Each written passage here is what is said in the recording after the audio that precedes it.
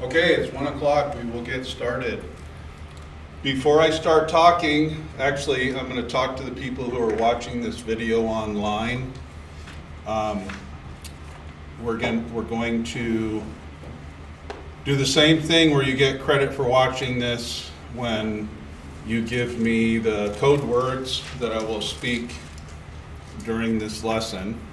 I'm not going to give you a code word now. You have to pay attention for about 5 or 10 more minutes. But everybody, please take a picture if you already don't have a picture of this contact information. This is very important for you. If you're watching this on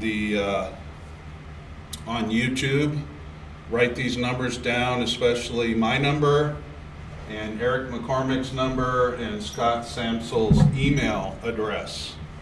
Okay, if we could go to the announcements, please.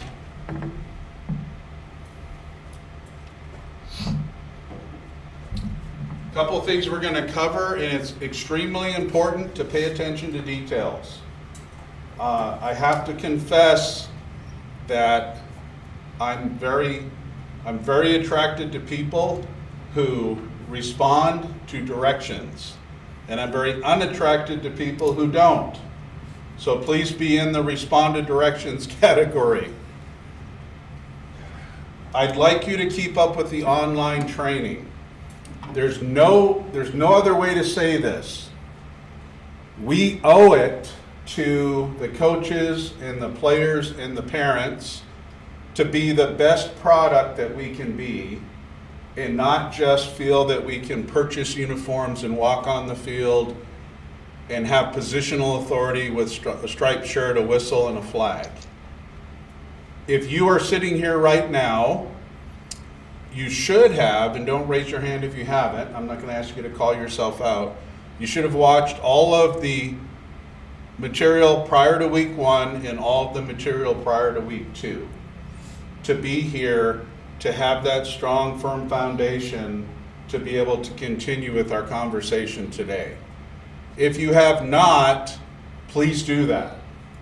One of my pet peeves, and I have 100 of them, and most of them are walking dog related, driving related, and putting the shopping cart in the middle of a parking spot related. But one of my pet peeves is people that don't give enough effort to be good at their craft. And I really, really want us to be able to say that. We've put the right effort in to be able to walk on that field and be the best product we can be. Before you walk on the field, there is a group of week 3 training videos, and in my many emails that I mail bomb you, most of the videos prior to our on-field training with Eric McCormick, they are mechanics related. The flag and the beanbag, how to blow your whistle, chains and measurements, those kinds of videos. And especially chains and measurements, because I think I said it last time, especially in Parks and Rec, you are not going to get 3 or 4 capable adults on your chains. You're going to be feeling awkward to begin with, and if you're assigned as the head linesman and you've got 3 kids in the back that have no idea what they're doing and can't pay attention, and they've got a 1.9 GPA at school, it's going to just make your life worse if you don't know anything about chains. So watch that chains and measurements video, and then next Saturday Eric will have a set of chains and he'll go through that with you. So hopefully you'll be at least a little bit above a novice when you step on the field for the first time. I also would like you to watch the communication with coaches, parents, and players. Yesterday we had a little bit of time at the end, and I was able to talk about a few of those precepts. But in Parks and Rec, we're going to have more disruptive behavior typically than the fall season. The parents are right near the field. The coaches, for some reason, think that they're going to get a call from Alabama or the New England Patriots the next day, and they and their personal identity they gain their personal identity through the behavior of a bunch of 10-year-old boys. If you're doing, 3rd and 4th grade. So it's more of a challenge. We're going to throw you into the deep end. It's more of a challenge to be able to stand on the sideline and communicate with the coaches. And I want to put as many tools in your toolkit as I can so that you are successful when you communicate with the coaches. If you don't watch that video and then your first game is hell and you don't watch the video, that's partially your fault. So please watch that video. Please make sure you do that. This bottom bullet says you get to decide how much effort you put into officiating. And I know that life happens. I know that there are other things on your plate. You have a job, you have families, you have other hobbies.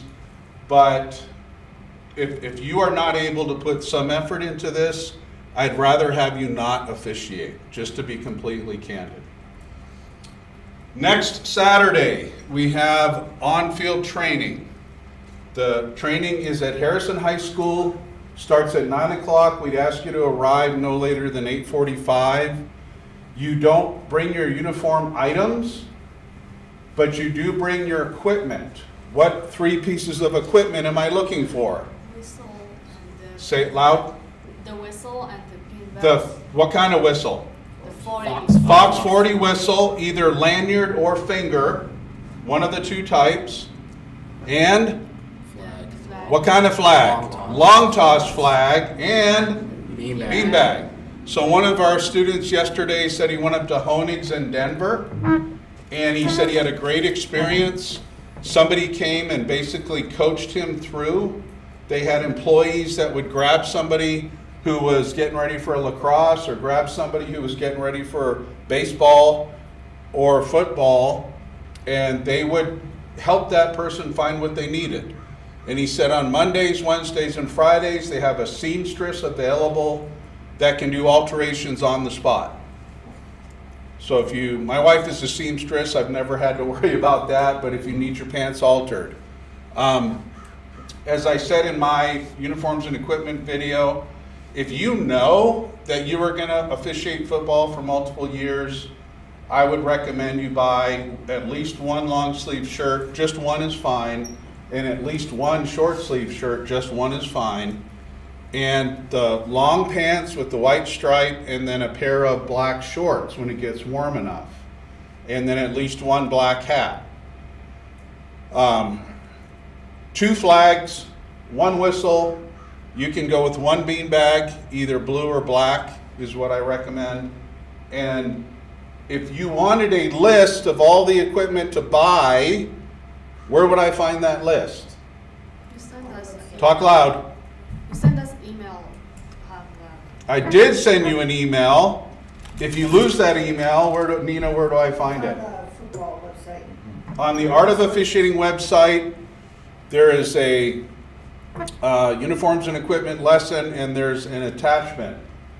You can download that attachment. If you have any questions about uniforms, who do you call? Me. I'm your uniform person. You call me. Or better yet, email me, because if you call me, I'll probably let it go to voicemail. So just go ahead and email me and I'll take care of it. The long range weather forecast, I'm sure, I don't know, I shouldn't say I'm sure, but right now it's 42 degrees at 9 a.m. and it's just going to get warmer, so maybe you wear a sweatshirt, and at the end of the day, when you leave, you'll be in a t-shirt because it'll be nice.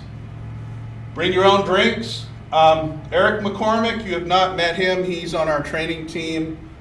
He will be leading the on-field training. I will be in Minnesota, so please do not call me and say, where's the field? If you do that, my response will probably be, are you kidding me? So contact Eric. So you've got his contact information, that first slide. Contact Eric, and I'm going to show you a map of the school and tell you how I think you should enter to be able to get down to the football field. But Eric is your man. Now, if you have a uniform question while I'm in Minnesota, please ask me. I have my laptop, I'll have my phone, so I'm still your person when it comes to being like a pseudo crew chief. And then if you have any arbiter scheduling issues, who do you talk to? Scott Samsel. He is the assigner. So any assignment issues, you talk to Scott. Okay? And then please, as I said, watch the week 3 videos before you arrive. So Tim, I noticed when I was watching the video last week that they couldn't see my cursor. So could you, somebody told me you can change the cursor to like a dot or something, or you can just leave it as the cursor. But if, as I'm describing this, if you could use the cursor kind of to track. So this is Harrison High School, and you can come off of South Circle Drive, and in the past, this has been accessible. There is a gate here, right here. So that's accessible. If that gate is closed, don't worry. You will go down this road called Janitel, and it goes all the way down through the neighborhood, and it goes all the way down out of the picture, and then there is a frontage road called Janitel. And you move up the frontage road until you get to the front of the school. It's here now. Oh, it's there? Yeah. Okay. There's a gate here by the tennis courts. If that's closed, then go around to the south and around to the back of the school, and then you park by the baseball field and you walk to the football field. If the gate here is open, you can park. There's this huge parking spot up here, and you actually walk down to the field. That's how you do Harrison. If you can be physically on the field at 8:45, ready to go, and that really includes stretching. Those of you that are not young, you're old like me. If you're Gabriel, don't stretch, you're okay, right? All right. After the on-field training, I'm going to have, and Jeremy, you and I made our drug deal. I'm going to have have Eric send me the list of the people that attended. And then I'm going to send a list to Scott Samsel, the assigner. And Scott is going to put your name in Arbiter, and when he hits the magical button, you will automatically get a welcome email. When you get the welcome email, you go into Arbiter and you register for the SCFO group. So if you already do basketball, you already know how Arbiter works, you're just going to add the SCFO group. Make sure that you do all the steps, and I wish I had my bag of candy. I had it on the counter to bring to throw to excellent people, and I forgot it. If I wanted to find instructions on how to navigate in Arbiter and how to get started, where do I find those instructions? Talk loud. The video from last week? You go to, I did mention in the video, there's a link. On the Colorado Springs Football Association? Yes, so csfootballofficials.com. Charlie Sierra, CS, footballofficials.com. Charlie Sierra, footballofficials.com. Which page do you go to? Starts with an R. Resources. And then on the top right-hand side, you'll see Arbiter getting started. You click on that, and Arbiter is really good with their checklists and their documents. And that will help you learn how to set up a profile, all of the steps that you need to be successful. So please complete your profile. If you don't put your address in Arbiter, Scott will not be able to assign you because Arbiter doesn't know where you live.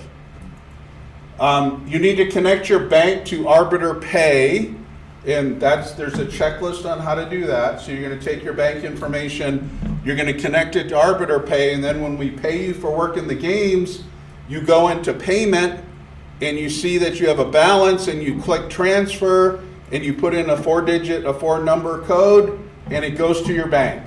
Easy peasy. It's super easy. And then make sure you click ready to be assigned. If you don't click ready to be assigned and you're not getting assignments and you send me an email saying, how come I'm not getting assignments?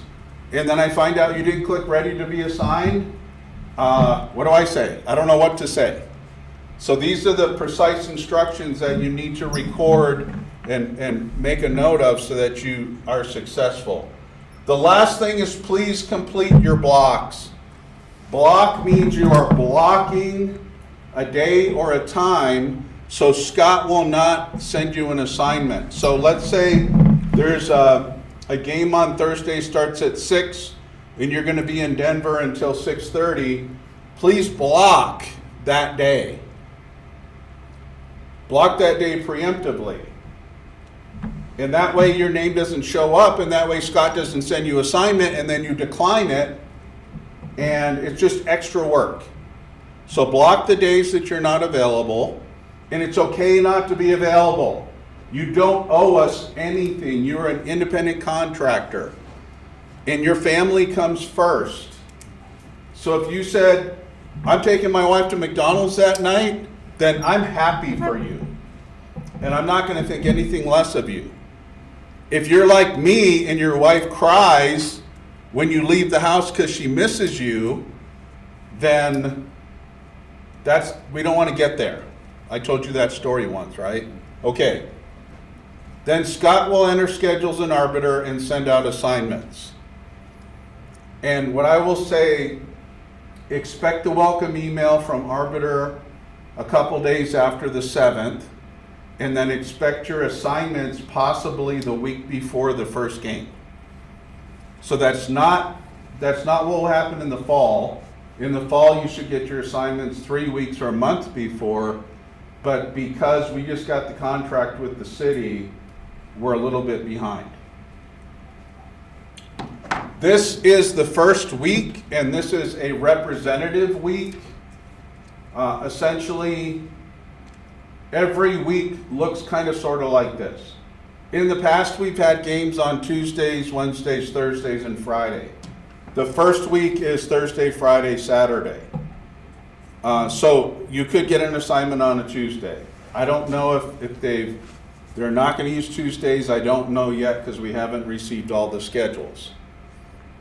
John Venezia off of Briargate. There are 2 turf fields. Those are 7th and 8th grade, 4-person mechanics. Down at Memorial, those are all grass. And that is 3rd grade through 6th grade, 3-person mechanics. And so I don't forget, I want to say this, if you're doing a 3-person game and your referee says that the Wings will spot the ball after every down, I want you to say, no, Mark Bradley told me to tell you that the referee will spot the ball. And if the referee says, you keep the clock, no, Mark Bradley told me to tell you that we will not keep the clock. I will send an email out to the White Hats. But I sent an email out to the White Hats a couple of years ago, and there was still one White Hat who insisted on having the Wings spot the ball. Now, don't get into a fist fight. If it turns out that the referee says, I don't care what Mark Bradley says, you're going to spot the ball, then do it. But then I want you to snitch, because I need to know that information so I can call that person and say, you will no longer be a White Hat. Is that what you wanted? Because it's not correct for the Wings to spot the ball. Now, if you're doing penalty enforcement and the referee's turned and doing the holding offense, it is helpful for a Wing to pick up the ball and mark off the yardage because you don't have an umpire. Or if the referee is doing something funky and you can spot the ball for that one-off instance, go ahead and do it. But it doesn't make sense for you to square off to the line to gain and run onto the field and find the ball and go all the way to the hash mark and spot it. That's not what we want you doing. Here's an important notice, and this is for the folks that are listening. So here's the important notice, and the first code word is Boston. First code word is Boston that I need to hear from you. If I don't hear from you and you say I watched the video and I say what are the code words and you can't tell me the code words, you don't get credit for watching the video. So the first code word is Boston. We have to jump through 3 major hoops to get you ready to step onto the field. The first hoop is week 1 training. The second hoop is this training. And the third hoop is the on-field training. If somebody cannot expect to officiate if they don't connect with me. I already have one person who's out of town who said I can't make it to any of the week one or 2 or the on-field, but I still want to participate. And I'm going to work with that person individually. But for the rest of us, I need either in person or watching the video and proving you've watched the video and physically being at the on-field training. That's non-negotiable. So just because you have stripes and a whistle and a flag doesn't mean you get to walk onto the field. I will not even give your name to Scott to put in arbiter if you don't jump through those 3 hoops. So I know that's quote unquote harsh, but that's the way we're going to do it to make sure that we have a good product on the field. All right, Tim, can we go to slide 61? We'll start with the training. Any questions so far? All right.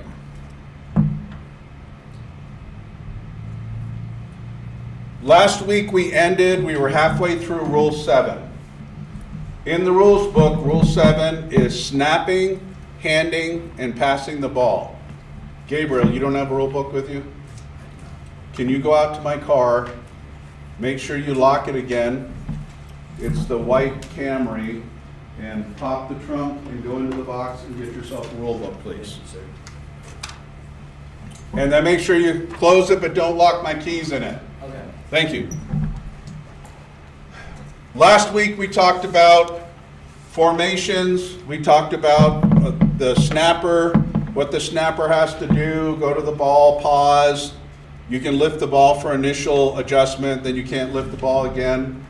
We went through all of that material, and this is continuing with Rule 7, snapping, handing, and passing the ball. Coming out of the huddle is a shift. What is true about all 11 Team A players after they come out of the huddle? To get set. Talk loud. They have to get set first. Everyone must come to a complete stop. All 11 must come to a complete stop for 1 second before the next event happens. The next event could be another shift, it could be a player going in motion, or it could be a snap of the ball. How many players can shift simultaneously? 11.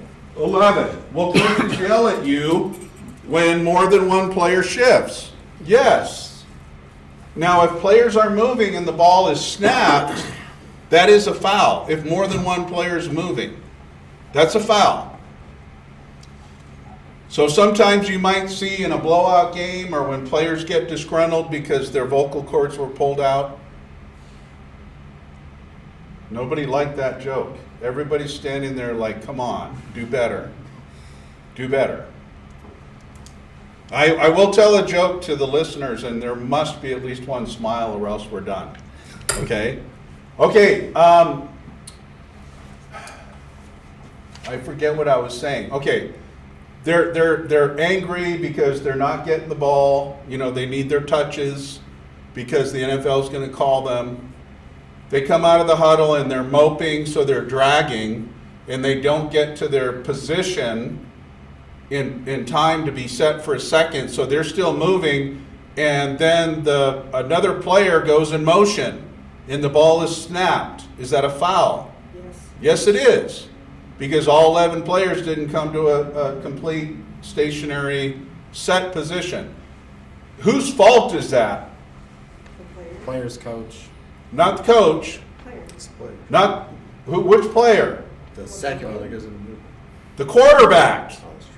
Quarterback, right? Because the quarterback's under center, and the quarterback is the one who calls for the ball. The quarterback should make sure everybody is set. The quarterback should make sure there's no buffoonery. So sometimes quarterbacks, and at the young age, they're tunnel vision. They don't know what they're doing. But a good savvy quarterback is going to make sure his team is ready to go before the ball is snapped. We're going to go through, Tim, we're going to go through each slide, and then we're going to go through the videos. Okay. And I think that's cleaner. Okay. So you can have 11 players leave the huddle, 11 players stop, and then 11 players move, as long as they're all set again for the second. If that doesn't happen, it's an illegal shift. And is that a penalty at the snap where we sky our flag, don't blow the whistle and continue to officiate? Or do we sky our flag and kill it? Let the play go. Okay, I heard kill it and I let the play go. Why do you think we let the play go? The offense can't gain anything. I'm sorry? So the offense can't gain anything. It's their illegal shift. So even if they put the ball in play, they can't gain. So let them play if they're going to get hurt. there is a precept in the rule book that says no foul causes the ball to become dead. And there's also one that says when there's a foul like a false start or encroachment, the ball is dead, we just don't let it become dead. We don't let it become live. For illegal formation, illegal shift, some illegal substitutions, illegal motion, we flag it and let the play go because Team A can fix the problem. They can fix the problem before they snap the ball. Once they snap the ball and there's a problem, it is a foul. Illegal snap, encroachment, false start, and some illegal substitutions, we blow it and kill it. So just remember, illegal shift, illegal motion, illegal formation, we flag it, but we don't kill it. We only kill it for a false start, for encroachment, for a snap that is not correct, an illegal snap, and some substitutions, and we'll talk about that later on today. With illegal motion, that motion can start when all 11 players have set for at least 1 second. So you can have a shift out of the huddle, you can have another shift, you can have another shift, you can have another shift. And then everybody has to be set before the player goes in motion. And the player goes in motion, and the motion ends when the ball is snapped. So if a player goes in motion and then stops, that is a shift. If the player's in motion and the ball is snapped, that is an illegal shift. If everybody is stopped and 2 players are moving and the ball snapped, that's illegal motion because we have 2 players in motion. So only 1 team player may be in motion. The motion basically has to be parallel to the line of scrimmage. It says it has to be toward your own goal line or not toward the opponent's goal line. Just think parallel. And are we going to be draconian? Are we pulling out our tape measures and slide rules and micrometers? No. No, we're not. We never want to be draconian on the field. So if a kid's in motion and he starts to kind of lean this way, let it go. And then you can turn and put money in the bank with the coach. You can say, hey, coach, did you notice when your player went in motion, he was moving toward the line of scrimmage at the snap? Did you notice that? Yes, that is a foul. Make sure your player goes parallel to the line of scrimmage. You just put a deposit in the bank because then you may have to make a withdrawal later and throw your flag on that coach. And he can't claim that you're cheating or you're against him. because you're putting money in the bank. I'm not saying throw the rule book out. I'm not saying ignore rules just so you can play nice with the coach. I'm saying in those instances where you can allow the play to continue because there was no competitive advantage, you allow the play to continue and then tell the coach, hey, this is what happened. We're not going to talk about this establishing yourself. We'll talk about that in the summer if you come back and officiate in the fall. And then remember, illegal formation, you can have no more than 4 players in the backfield. No more than 4 players in the backfield. So what is the signal that I use to indicate that the player who is closest to me is in the backfield? What is the signal? I punch back. If I'm punching back and my partner is punching back, I'm saying my closest player is in the backfield, her closest player is in the backfield, and then if I count 3 more, I have an illegal formation. If it's 3rd and 4th grade, my very first game at Challenger Middle School in 2007, I threw 3 flags for having 5 players in the backfield. And after the game, the white hat goes, do you really think that you should have thrown those flags? I said, nobody ever told me not to. Nobody ever talked about the art of officiating. You just told me the rules, but no one ever told me how to handle a 7th and 8th grade game. So I learned my lesson by making a mistake, and that's how most of us are going to be learning our lessons. So let's watch our videos. Can you go ahead and freeze it and go back to the beginning? And can you circle these 2 players, Tim? The players at the end, now we didn't see him come out of the huddle, but when Tim plays it, you can kind of see what I'm talking about. So go ahead and play it, Tim. Is that a foul? Now watch, that line judge throws a flag and he continues to officiate. Notice that this player at the end, he ended up coming out of the huddle, but he never got set. And the other player went in motion, and they don't know the rules. They know where they're supposed to go when the ball's snapped. One thing you're going to learn, and don't make it a habit, is don't bounce on the field. You see that? The line judge is bouncing. You typically, when you watch college and NFL wing officials, you don't see them bounce. You see them be very smooth. So when you move, you can shuffle if you're just going a short distance, or you can just cross your legs and keep your body, your torso facing the field. Don't bounce. Bouncing is not good. All right, let's go to the next one and freeze it. You can probably already see this is a 4th down scrimmage kick formation, and the team is going to now have the ball snapped to a short back, and they're going to try to run for a 1st down. What's wrong in this video? Or is that a legal play? They're not set for a second. They're not set for 1 second. They can't have an unfair advantage, and if the rules book says you have to be set for a second, you need to be set for a second, because if you're not, that's an illegal advantage, unfair advantage. And I was also going to say, watching your videos, I feel like in one of the parts you said trick plays need to be perfect. Yes. On a 4th down, something like this, like it needs to be perfect. They can't be doing stuff like that. That's if I had tissues, I would cry right now, but I don't have any, so I'm holding it in. Perfect, yeah. Trick plays need to be perfect. And the crew didn't flag it. Okay, let's go to the next. I'm not going to show this one. Okay. Rule 7, snapping, handing, and passing the ball. The next part of Rule 7 is passing the ball. The definition, where do I find the definition of a passer? Can I steal your rules book? Where do I find the definition of a passer? Section 2. Which rule? Rule 2. Rule 2. Rule 2 is Definition. definitions.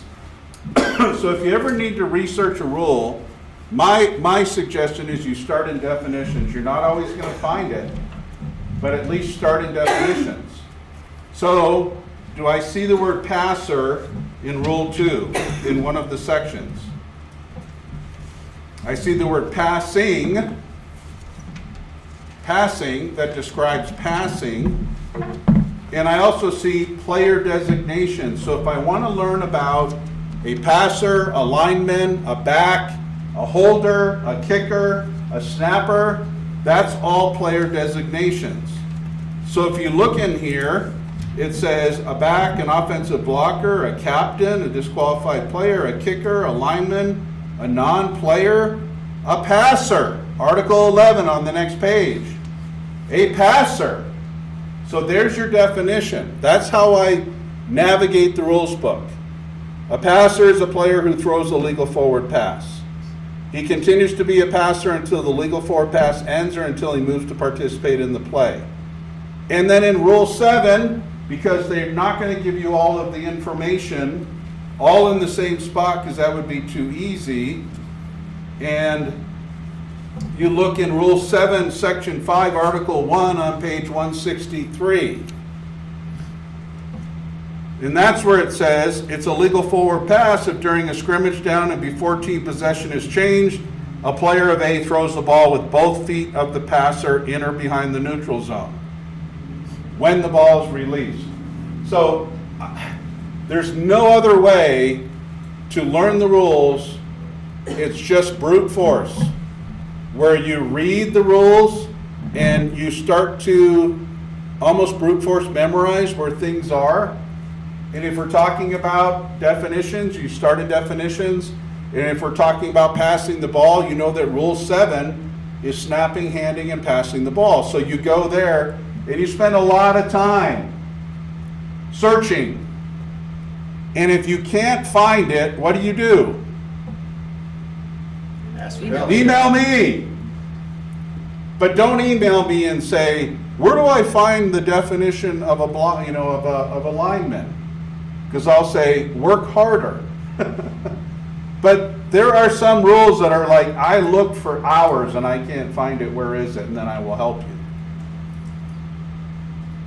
Both feet in or behind the neutral zone. Again, we're not going to be draconian. So that's what I was going to ask that question, because the neutral zone is only present when the ball's there, right? The neutral zone Otherwise, is it's the present scrimmage. after the snap.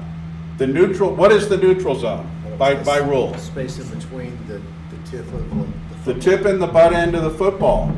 That neutral zone remains in place because many of the rules talk about the neutral zone. Like when we talk kicking, that if a kick goes beyond the neutral zone and then bounces back behind the neutral zone and Team K picks it up, they can kick it or pass it or run. So that neutral zone, and really it's the line of scrimmage, right? It's the line of scrimmage plus the length of the football. And we're not going to, again, pull our micrometers out. So when an umpire goes to the line and the passer's there, he's like, yeah, he's good. And if you watch it on video later, maybe that 1 foot is down beyond, but that's, good enough for government work. Have you ever heard that statement? Yeah. I'm not saying throw the rules book out. I'm just saying that if you are the kind of person who is just completely black and white with the rules, you are going to make a lot of unfriends on the football field. So there's an art of officiating and there's a science of officiating. Only 1 forward pass can be thrown during a down. A second forward pass is an illegal forward pass. So only one. So if the quarterback throws the ball forward and it's blocked by a Team B player and he catches it, can he throw another one? No. So his pass, if it's in the direction, remember a forward pass is in the direction of the other opponent's end line or goal line. And if it's parallel to or in the direction of my goal line, then it's a backward pass. So if it's going forward, it leaves my hand and gets blocked and comes back to me, that was a forward pass. We used to have, if you've heard the term intentional grounding, or it's an illegal forward pass. It is a foul in all of the levels, high school, college, and the NFL, for a quarterback or a passer to illegally throw the ball to conserve yardage. Conserve yardage means I'm in big trouble and I need to get rid of the ball because if I get sacked for X number of yards. So to conserve yardage, it's illegal to intentionally ground the ball or throw an illegal forward pass. The high school rule lagged behind the NFL and the college rule until a couple of years ago, and then it caught up. So right now, and I think all the coaches now are savvy about the rule. In Rule 7, there is a chart or a container that talks about when the ball can legally, it's a table, not a container. It's on page 64. When can that ball legally be thrown away, quote unquote, to conserve yardage? And the caveats are listed in that table. And one of the caveats is it has to be the player who received the snap. If the quarterback receives the snap and then pitches it to a back, and the back intends to pass the ball and he's under duress and he throws it away, he is not afforded the opportunity to legally throw the ball away. Only the player who received the snap. Another caveat is that passer has to momentarily, at some time, be outside the lateral boundary of the free blocking zone. Where do I find the free blocking zone? Definitions. Rule 2. How big is the free blocking zone? 4x3. 4x3. 4 yards each side of the football, 3 yards beyond and behind. So in this case, we're talking about the 4 yards. Now, is this Kentucky windage again? Sure. I'm not out there with my tape measure measuring before every down where the lateral boundary of the free blocking zone is located. If the quarterback scrambles and goes to one sideline and then turns and goes around to the middle of the field, he has satisfied that requirement. And then the third caveat is his pass must be at least to the line of scrimmage. So he can't throw the ball down at the foot of alignment. Now, if an eligible receiver is in the area, he can throw the ball toward that eligible receiver. And sometimes he's just trying to get it there, and it looks bad, but it's not intentional grounding because the eligible receiver is in the area. If there is no eligible receiver in the area, as long as he's the player that received the snap, he was momentarily outside the lateral boundary of the free blocking zone, and he gets the ball to the line of scrimmage, we're okay, no flag. As a wing, you don't worry about any of that. The referee is the only official who should throw a flag for intentional grounding. What is your job as a wing? To see if it gets past the line of scrimmage. Talk loud. See if it gets past the line of scrimmage. Right, and if it's 3-person mechanics, then that's going to be your job. If there's an umpire, it will be the umpire's job.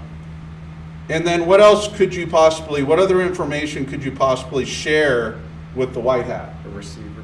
If you had a receiver. Yeah, so have you ever seen in a game where you see a wing official pointing after the ball is thrown and the wing official points? The reason he's pointing is to say, there was the eligible receiver. In the area is not defined. When in doubt, there was a receiver in the area. So we're not going to say, well, he was 5 feet away, and in my humble opinion, that's not in the area. No, let's not look for reasons to throw the flag. Let's look for reasons to not throw the flag. It's legal to spike the ball to conserve time, but if you take a direct snap or a pistol or shotgun snap, and that that quarterback muffs the ball, they can't pick up the ball and snap it or spike it. They can't. That's what the rules book says. Unfortunately, they don't know that. They just know that I'm in trouble and I need to spike the ball. So if they take it and they drop it and then they hammer it into the ground, is that a foul? What is it a foul for? I'm sorry? Intentional grounding or an illegal forward pass because they attempted to throw the pass to save time or not to consume time. No eligible teammate player becomes ineligible during the down. What are the two ways you are eligible? You're eligible by number and If you're in the backfield position. or. Do you always have to be in the backfield to be an eligible receiver? Be uncovered or by Okay. So position. you said the right word earlier. By position. So you're eligible by number or by position. Your position is you're either legally in the backfield or you're uncovered, but the rules book says you are at the end of the line. That's another way of saying uncovered. We say covered or uncovered. The rules book says if you're at the end of the line, you are uncovered. How many players can be eligible during a single down? 5. I hear 5. I hear 4. No, 6. Oh, you are correct. I want you now to explain why. Because 2 in the side and 4 in the back. That is correct. You have 4 in the backfield and 2 that are at the end of their line. That's 2 plus 4 is 6. Is the quarterback eligible? That's what I was going to ask. Yeah, I guess technically yes. Yeah. Is he a back? Yes. Quarter Yes. Quarterback. back. So the He quarterback, can receive a pass. That's he is the only player who can be in no man's land and have his foot or his feet or both penetrate the waist of the snapper. Every other player whose foot or feet penetrates that imaginary line through the waist of the snapper is a lineman. The quarterback gets an exception. He gets to be in quote unquote no man's land. So 6 players are eligible in any down. You don't become ineligible. Stepping out of bounds doesn't make you ineligible. There are other rules that may say that you cannot participate after you step out of bounds, but you're still an eligible receiver. The referee gets the foul. The officials help by determining if there was a legal receiver in the area or if the pass reached the line of scrimmage. So let's go ahead and watch this video. Go ahead and freeze it. And we have a quarterback, and we're going to watch the quarterback, and we are going to decide based on this video if this was an illegal forward pass. Go.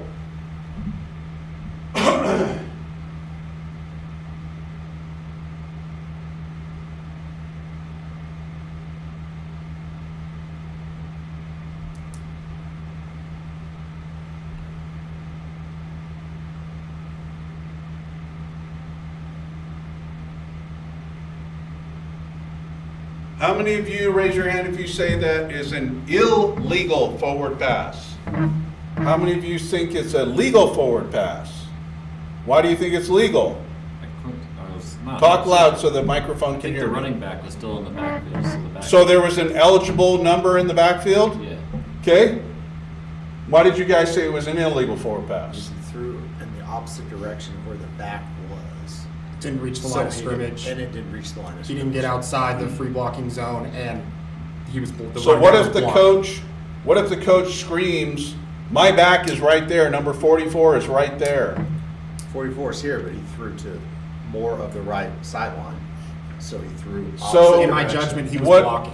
He wasn't a wide receiver. Say it louder. In my judgment, In my judgment, he was blocking. then you articulate why. So if the coach says, that's a foul or that's not a foul. You can't say, yes it is, no it's not, yes it is, no it's not. You will say, coach, by rule, or coach, in my judgment, or both. But the fact that he's blocking does not relieve him. He's still an eligible. I agree with you 155%. By the way, in my world, if you give 100%, that's not enough. I need you to give 110%. And if you give 110%, you need to give 120, right? Because some people give 130. That's not the joke you have to remember, by the way.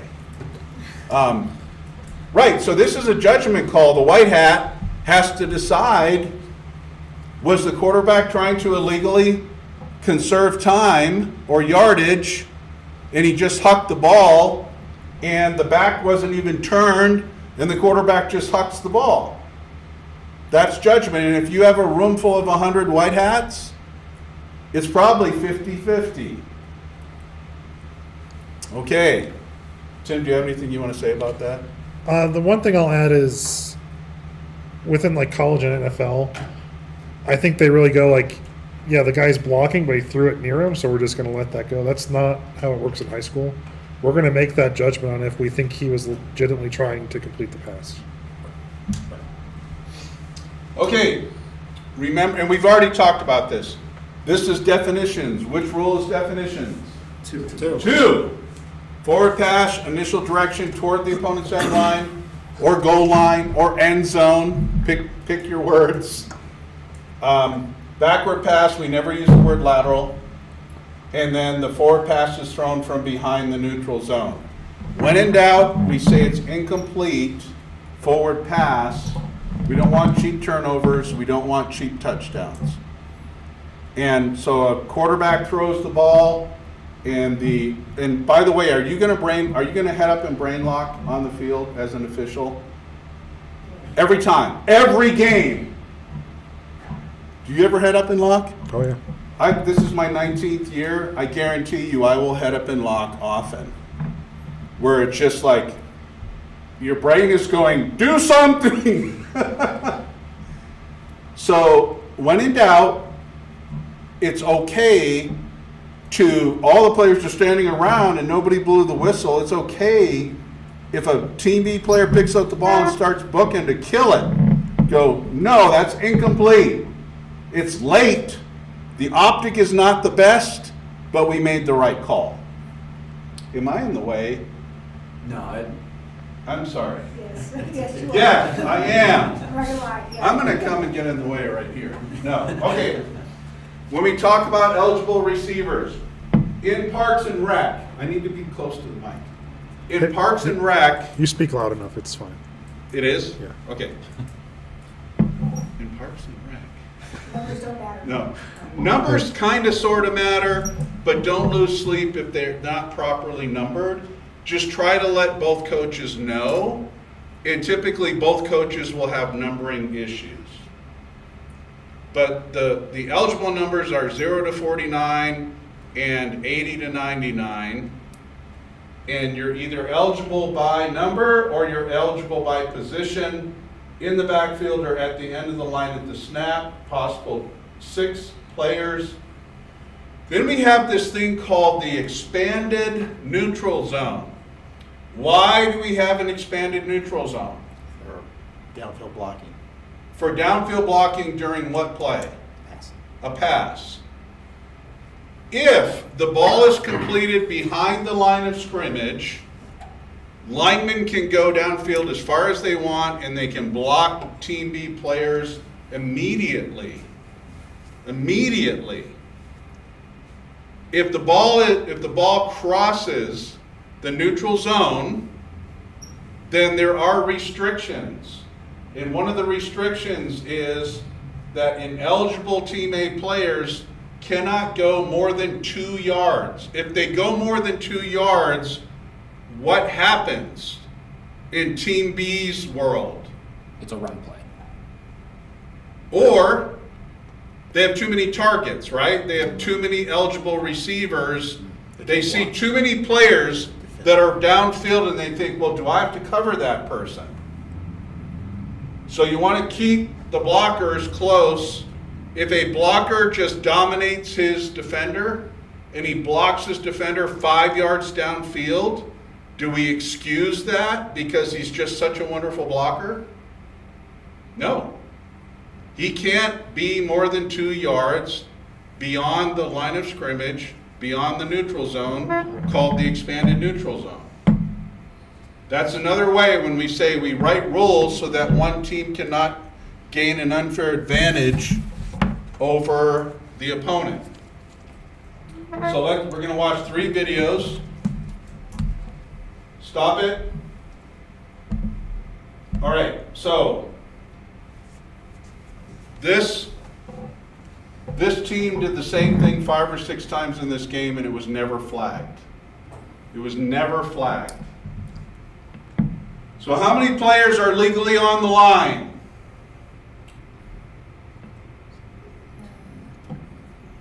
Six.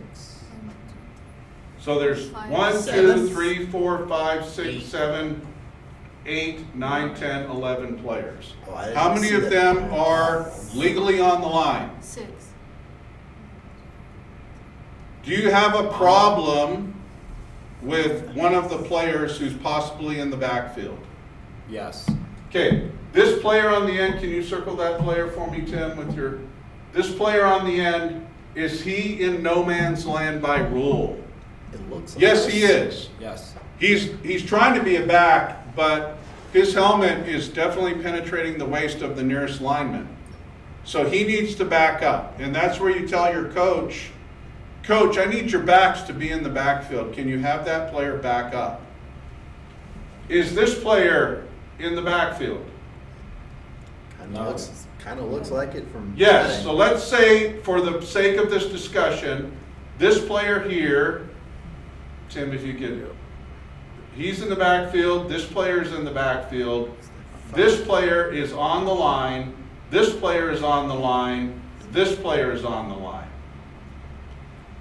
Okay? Because if this player was in the backfield, what would the foul be? Too many of the back does this illegal formation. It would be an illegal formation because we would have 5 in the backfield. So you got to pick your poison here. And oh, by the way, remember, players, when they come to the line, we need to teach the coaches to teach the players to point when they come, and to point. I'm on the line by pointing forward, or I'm in the backfield by pointing back. If they don't do that and they come to the line and they don't check with you, you need to tell the coach, Coach, I don't know where to put him because he didn't tell me where he wants to be. So let's say that we have a legal formation. Can the team, is that a foul? Is it a foul if we make that person in the backfield on the right side of the line, and we make this person in the backfield, and we make these 3 players on the line? Has the team fouled with their formation? No, not if they're in. No, they don't. Now, is this a dirty formation? Would we like it to be cleaner? Yes. Do we put money in the bank? This wing turn to his coach and go, Coach, you need to have your players in the backfield, clearly in the backfield, and you need to have your linemen clearly on the line. Yes, put money in the bank. And if the coach says, well, I don't understand what you're talking about, say, if your back, if his helmet penetrates the nearest lineman, he is a lineman. I'm going to make him a lineman. Okay. So, how many eligible players to catch a forward pass do we have on the field? Assuming that, let's just assume all numbers are eligible just for the sake of this conversation, because you don't know what the numbers are. How many players are eligible by position? 5. 6. 1, 2, 3, 4 because he's at the end of his line, 5 because he's in the backfield, and 6 because he's at the end of his line.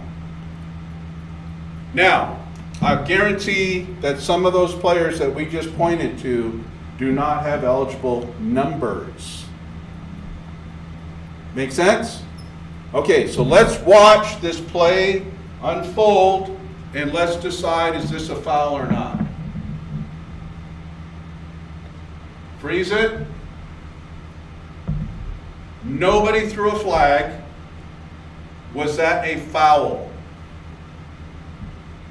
Go back and we'll play it again.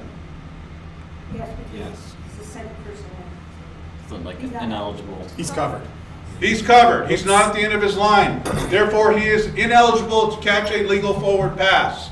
Does he catch a legal forward pass? No, he's behind the line. Nope. Does he catch a legal forward pass? Yes. What is the definition of a forward pass? Towards the end zone. Opponent's The end zone. direction, right? It doesn't matter if it crosses the line of scrimmage or not. The forward pass is a direction of the pass. So there are all kinds of forward passes that are completed behind the line of scrimmage. They're still forward passes. That was a forward pass because the quarterback releases it on the A29 and the ball is caught. If we could play it. Oh, he's basically in the spot where he catches it. On the A31. So that is a forward pass. Can he legally catch or touch a forward pass? No. No, because he was ineligible at the snap because he wasn't at the end of his line. This play happened 5 or 6 times in the game, and the crew never flagged it, which means the crew fundamentally misunderstands the rules book.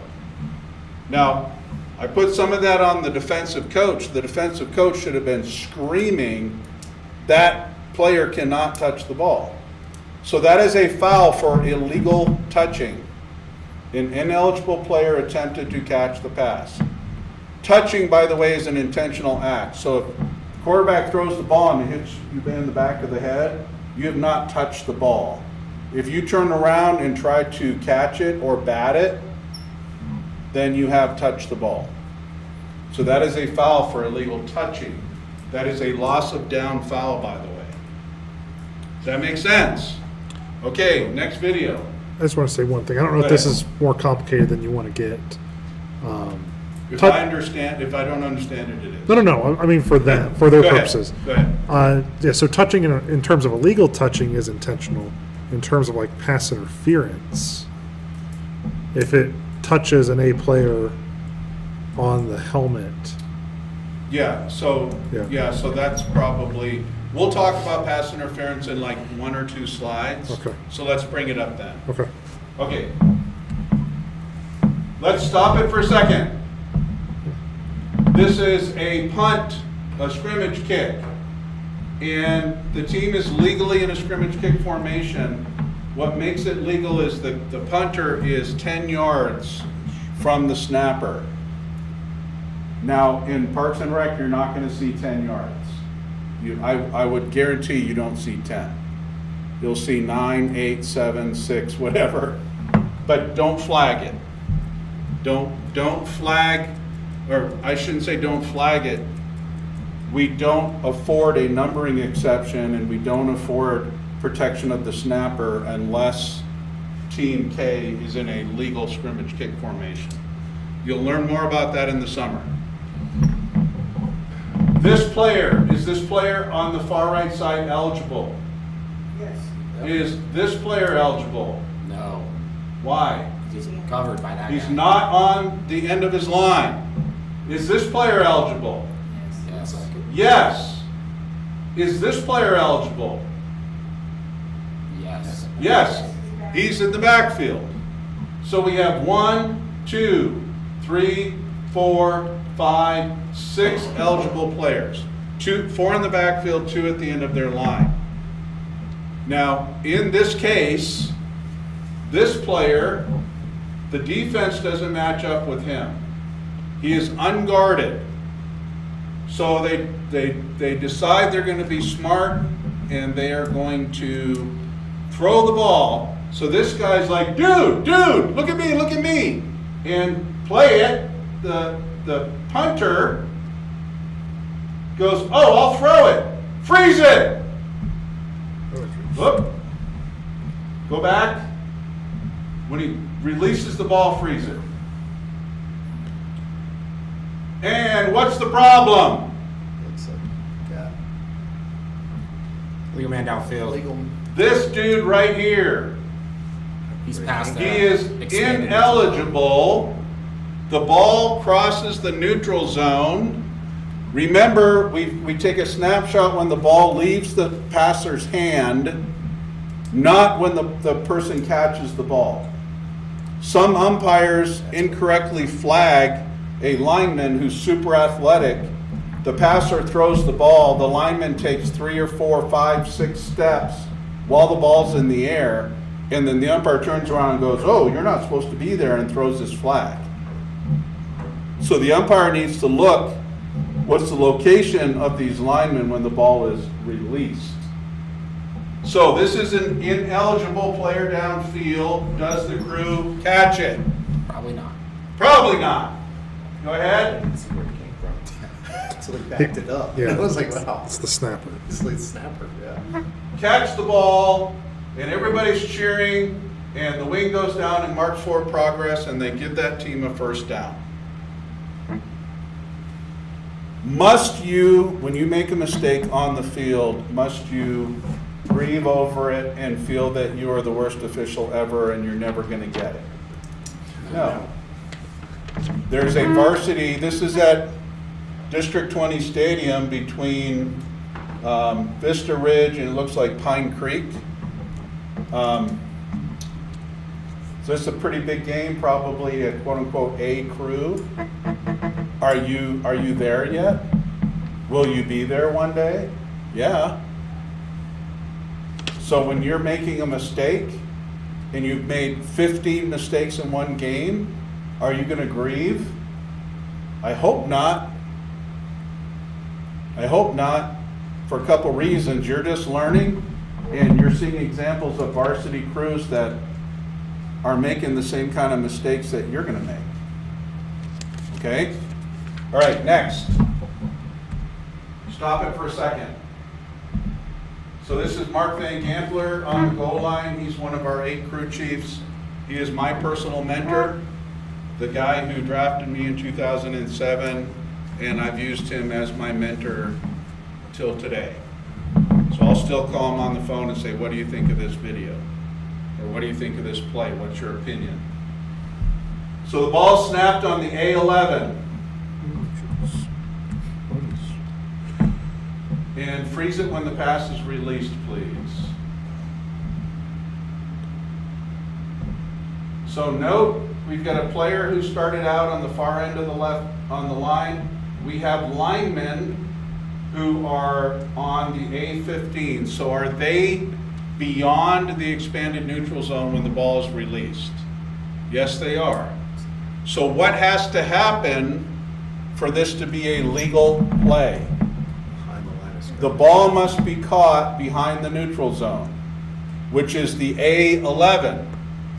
So let's go ahead and see where the ball's caught. Stop. Was the ball caught behind the A11? No. Was this a foul? Yes. Ineligibles downfield.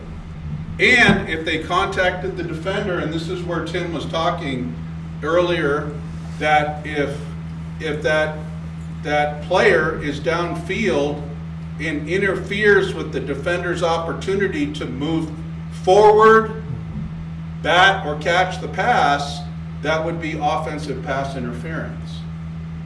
That's the next level. I was referring more to like if a pass hit the offensive lineman, the ball touching the offensive lineman unintentionally, Yeah. and the effect that could have on a pass interference call. Was there a Team B player close by? Imagine a 5-yard difference. Let's say it There's, hits. I would say no OPI. Yeah. Because the lineman did not interfere with Team B's opportunity to catch that pass, and so we don't have illegal touching. We'll talk offline. Yeah. Okay. All right. Speaking of pass interference, in Rule 7, at the end of the rule, in the article, I think it's Article 10, is it? Rule 7, Article 10? That's the last.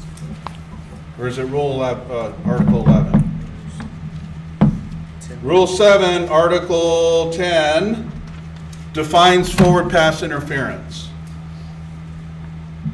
A or B, so that clearly states that both of the teams, A and B, have equal rights. The eligible players from both of those teams have equal rights to move forward, toward the ball, bat it, or catch it. So if you interfere with that opportunity, it is called pass interference. Now that is all you get. That's all you get. There's no more description. So then what we do is we have to add categories. Those categories are not in the rules book. These are categories that officials after year after year after year after year have said, let's codify what we've been saying. Let's write down categories to help us visualize what would constitute that interference. So for the defenders, we have contact not playing the ball. If a defender is trying to play the ball, a Team B player who has equal rights to the ball is trying to play the ball and makes contact with a Team A player, no foul. If he's not playing the ball and makes contact with the Team A player, we may have a flag for defensive pass interference. Playing through the receiver, I cannot ram through the receiver to get to the ball to try to catch it or bat it down. I can't cut the receiver off, so if the receiver is running a route, I can't cut that receiver off and make contact, so that receiver cannot get to the ball. An armbar is very subtle, it's tough, but unless you are Calvin Johnson or Jerry Rice, you're probably going to try to catch the ball with two hands, not just one. If you see a player running side by side and the ball comes, and the offensive player can only reach up with one arm, maybe that other arm is being restricted. We call that an arm bar. The hook and turn, the grab and restrict are other categories that you might see a defender try to use. And the key word here is interfere with that eligible opponent's opportunity to move toward. I think that word should be toward. I think I mistyped it. To catch it or to bat the pass. So let's look at the one video. Freeze it right away, please. All right, so this is going to be a pass that is thrown into the right corner of the end zone. And I want you to look at the defender who will make contact before the ball arrives. And I want you to decide if this is indeed pass interference.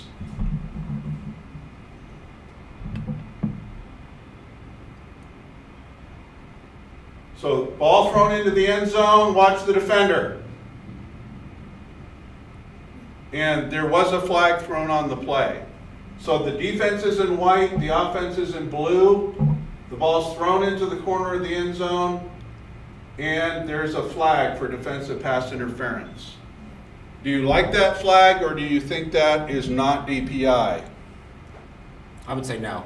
Why would you say it is not defensive pass interference? Because right here, the defender is turning his head to try to make a play on the ball. The defender is And then turning there's- his head, and does he have equal rights to the ball? Yes. Can he make contact if he's turning and trying to play the ball? As long as he's not inhibiting the eligible receiver, yes. Well, he did inhibit, Yeah.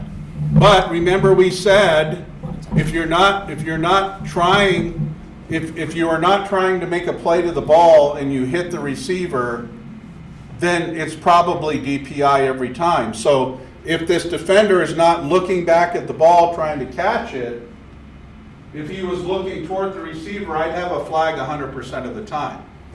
We give a lot more grace to the defense when they turn and look back at the ball. And you've heard that 1,000 times when you watch TV.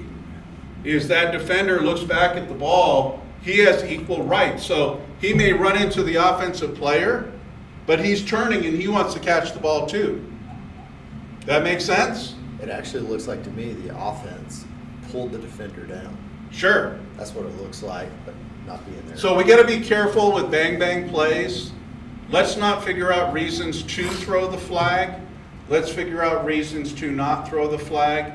It needs to scream. It needs to be a clear foul before we throw the flag. So I would prefer a non-call here. I'd prefer no flag. And if the coach is screaming at you, the Fountain Fort Carson coach, and he says, he hit my guy. You can say, Coach, in my judgment, the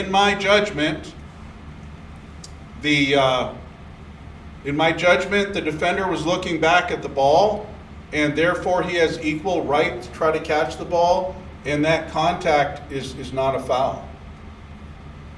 Now, if he's screaming at you because the guy on the opposite side, how is that not a foul? How is that not a foul? I want an explanation. Coach, I will get you that explanation as soon as I can. I want it now. Coach, we're not going to stop the game. I want an explanation. If you want an explanation, you can call a timeout. But I will get that explanation to you as soon as I can. For offensive pass interference, the words are the same. Rule 710 is the same. A or B. We have categories here, and Nina, you're a basketball official, so we use certain words like vertical, separation. We don't say, yeah, that's a foul, he went over the back. We don't say that. Did you displace that word? Displacement is a great word. So for offensive pass interference, we are looking, did that offensive player create with his arms typically a separation or displacement so that he could then catch the ball? Our players going to, what we call chicken fighting, that's not a rule book term. They're going to be chicken fighting. And what I'm going to say to the coach is, yes, the offensive player had his hand on the defender. Your defender had your hand on the offensive player as well. I did not see him extend his arm and create separation. Now, if he's holding him off, like you can't get close to me while I catch it, I might have a foul there. If he pushes off to create separation, I might have a foul there. If you drive through the defender, you hit the defender staggers back, you catch the ball, I'll probably have a foul. We've already talked about blocking downfield and then picking off. You've seen on television 100 times where two receivers cross and one receiver slams into one of the defenders. And we call that a pick. And that is really hard to see. It's really hard to see when players are crossing. That's why you have to watch your key, and that's way down the road when we talk about watching our keys. So let's watch a couple videos. First one, freeze it right away, please. Freeze it. We're going to look at these two players here on the left side, on the line judge's side, and we're going to decide if this receiver tried to push off and create separation.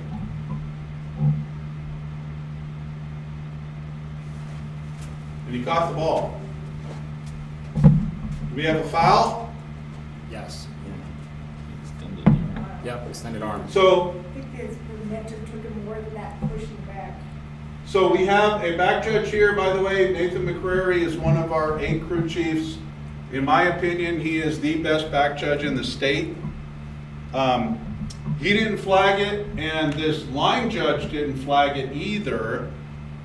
And there are some times when you just get blocked. You can't see the hands. You can't see what happens. Don't assume you know. Don't make it up. You know, don't say, well, the defender fell down, so he must have been pushed. Yeah. If that's ever in your mind, he must have been, you don't know.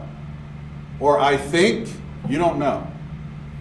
So there's a lot of times we'll watch video after a game and we'll look at it and go, oh crap. Rule 8, we're not going to anchor on Rule 8. Rule 8 is scoring plays and touchbacks. It talks about safeties, talks about momentum exception. It talks about fouls that occur during scoring plays. And there are different types of plays, fouls during kicks, fouls during touchdowns, fouls after changes of possession. We're not going to handle any of that in the spring. So this one slide captures all I want to say about Rule 8.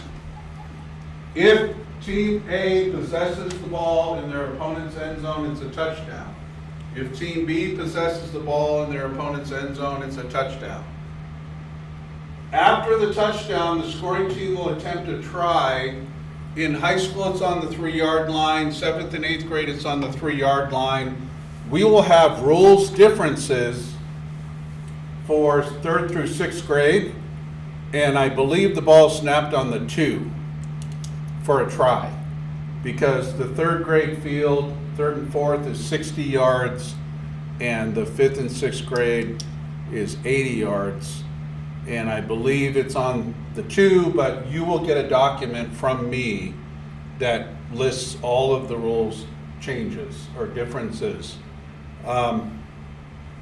And this should really say Team B, because we don't have any kicks in Parks and Rec.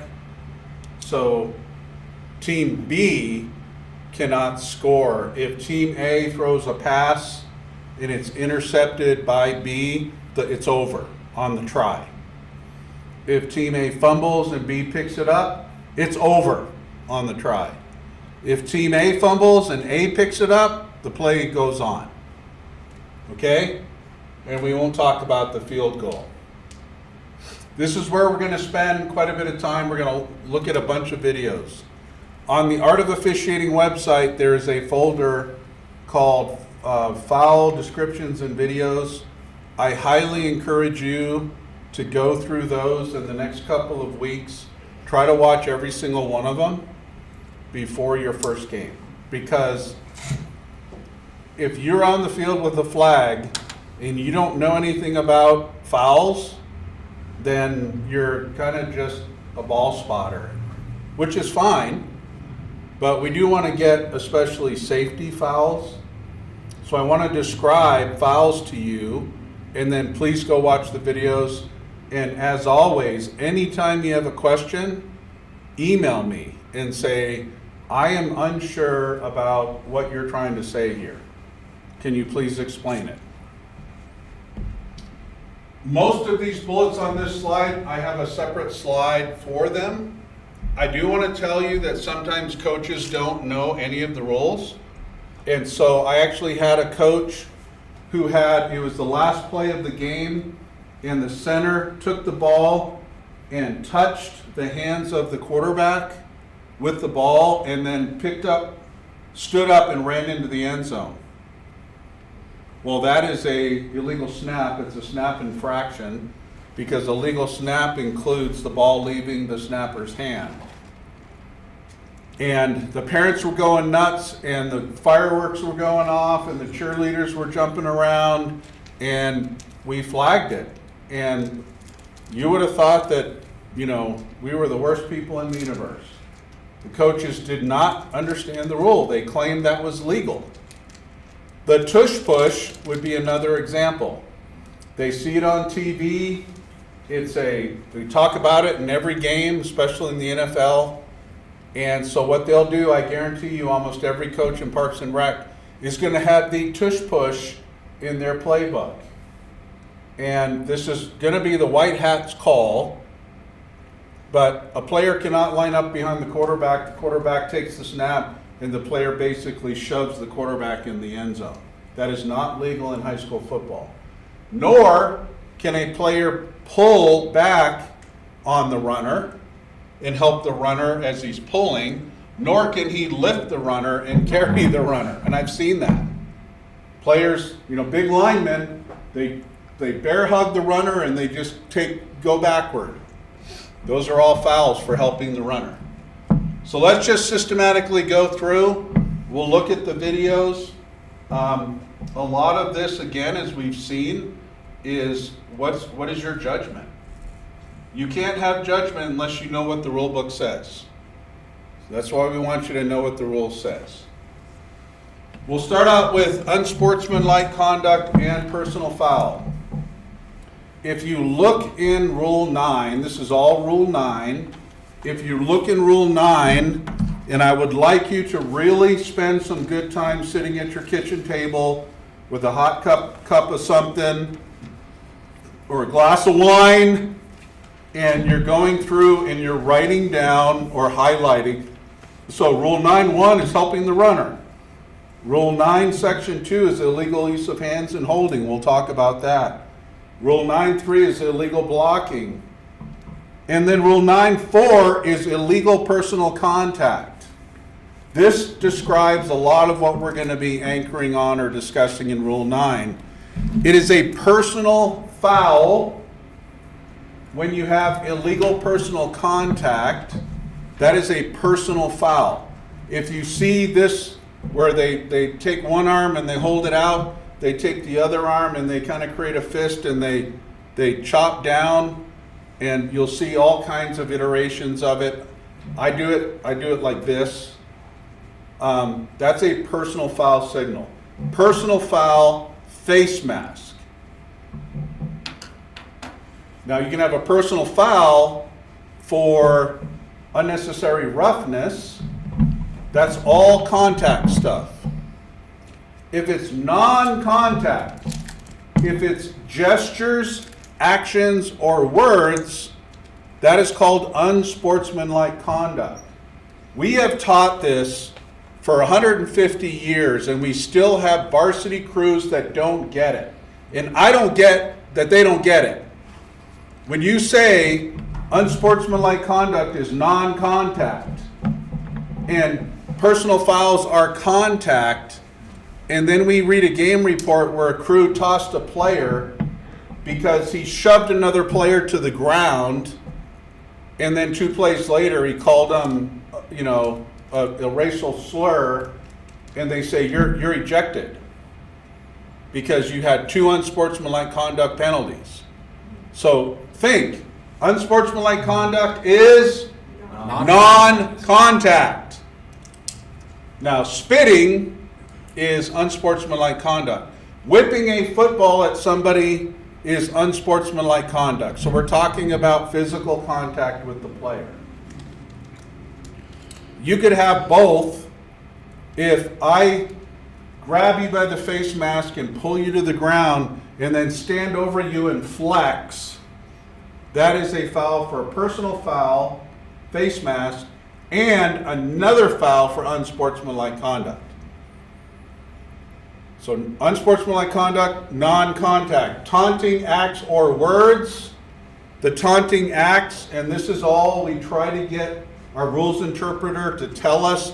Now we're talking about spinning the football. Is spinning the football a foul, or are they going to allow spinning the football?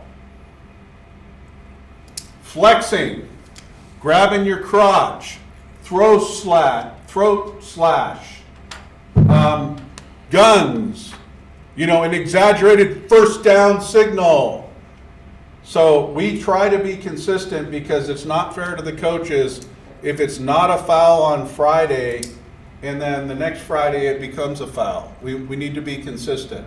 So we need, our rules interpreter, George Demetrio, lets us know what he wants us. Like grabbing the shirt, and I'm not going to do it because I'm fat, but grabbing the shirt and pulling it up like I've got a gun in my waist became that was like 2 years ago was the thing. So players would make a big play and then they'd pull their shirt up like, I'm strapped. That is a foul, unsportsmanlike conduct.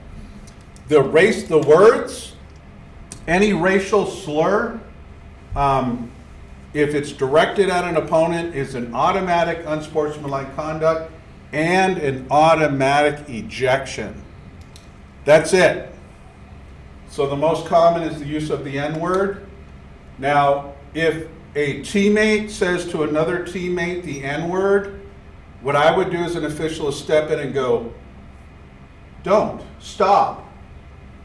But we're not gonna flag that player and eject him, and if he does it again, I'll say, what did I say? It's like he's my child, right? What did I say? That is unsportsmanlike, and then if I hear it again, I will flag it. If it's directed at an opponent, no warning. Any racial slur.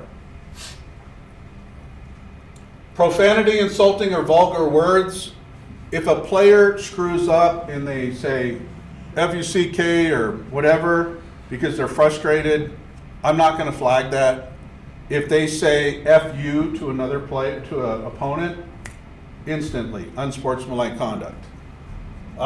Any excessive or prolonged act to draw attention, something that looks rehearsed, would be unsportsmanlike conduct. So any celebration in the end zone, the icky shuffle, if you're old enough to know that, anything that looks choreographed.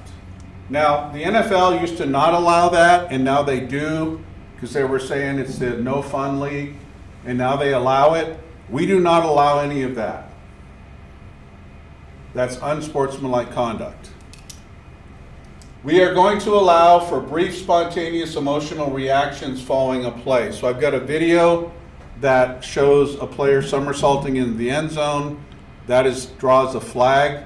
And then I show a video of a Pine Creek player who sacks the quarterback and then celebrates, and there was no flag, and I agree with the no flag. The personal foul, which is a contact foul, there are 100 ways to commit a personal foul. They could happen while the ball is live, and many of them happen after the ball is dead, by rule. If we laser focus, and as a new official, you're going to do this, is your sight picture is going to be through a tube. So for those of you that are watching, I'm holding my hands like a tube in front of one eye. You're going to view the field like in a tube, and all this other stuff that's going on, you're going to miss. And it just takes reps, it takes snaps to be comfortable. But when you become comfortable, what you want is to have your chin up and you're looking at the field, and especially a lot of personal fouls happen away from the ball. So if we have all the officials watching the ball, we might as well bring some money to the field to buy a ticket, because we're a spectator. So just like in basketball, if you've officiated basketball, you have one official who is on ball and the rest are looking off ball, looking at other players. And we have to discipline ourselves to do that. It's like the moth to the flame, where the moth is like, I can't help it, and they fly into the flame. We are all voyeurs, right? We're all voyeurs, meaning we all look when there's a traffic accident on the side of the road. Everybody slows down to look. And if you're a voyeur on the football field, you will fail. You need to discipline yourself to not look at the ball as it's kicked through the uprights, to not look at the ball when it's thrown downfield on the other side of the field. You have a responsibility to look at players.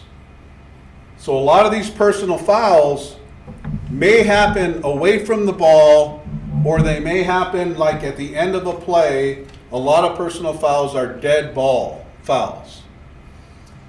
Charging to a player obviously out of the play, that happens a lot on long runs into the end zone, where kids, the Parks and Rec, we will have head hunters, the bullies that when they're in school, they bully the weaker students, and when they're on the football field, they bully the weaker players. And we cannot tolerate headhunters. So if a player is obviously out of the play and they light up another player, they light up that player who's obviously out of the play, somebody needs to see it and flag it. If a player is on the ground, the ball is dead, you can't pile on that player. Any contact with an opponent that is deemed unnecessary or excessive, unnecessary roughness, unnecessary or excessive, that is a foul. Any contact above the shoulders, and I say excessive, so like if it's a brush above the shoulders, because players are blocking, but forceful contact above the shoulders could be with a helmet, that's illegal helmet contact, could be an arm, could be a hand to the throat is a foul, a hand to the face mask is a foul, slapping the helmet is a foul. Can't do that. And then contact against a runner who is clearly out of bounds. When the player's out of bounds and another player hits them, that happens all the time. And we need to get it. And when in doubt, we're going to flag it. We don't say, well, maybe he didn't know he was going out of bounds. If that player steps out of bounds and another player comes and runs him over, we're going to get that.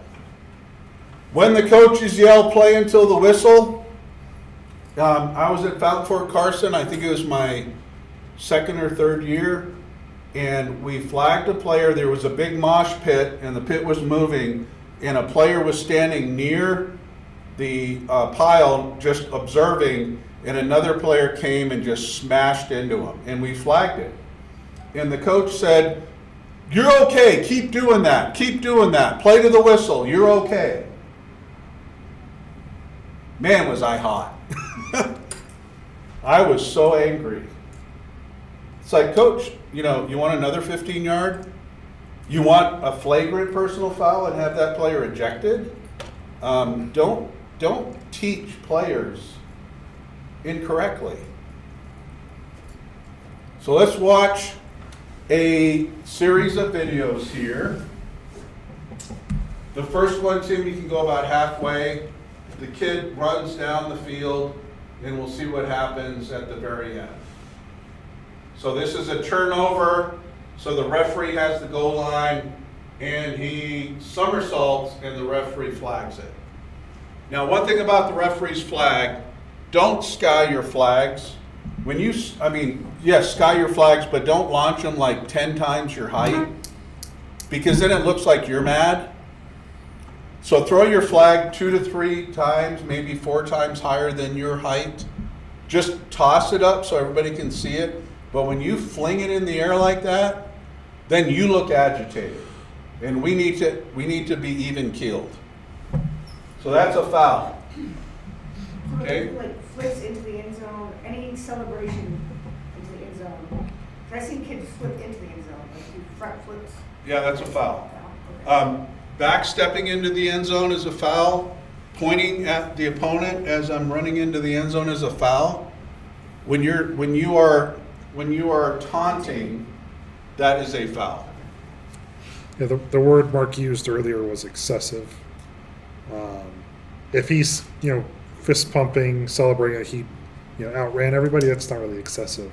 So we're not going to do that. But Right. the somersault is excessive. There is a personal foul video and an unsportsmanlike conduct video on the website, and I show like 5 or 6 videos of players entering the end zone, and some of them are fouls and some of them are not.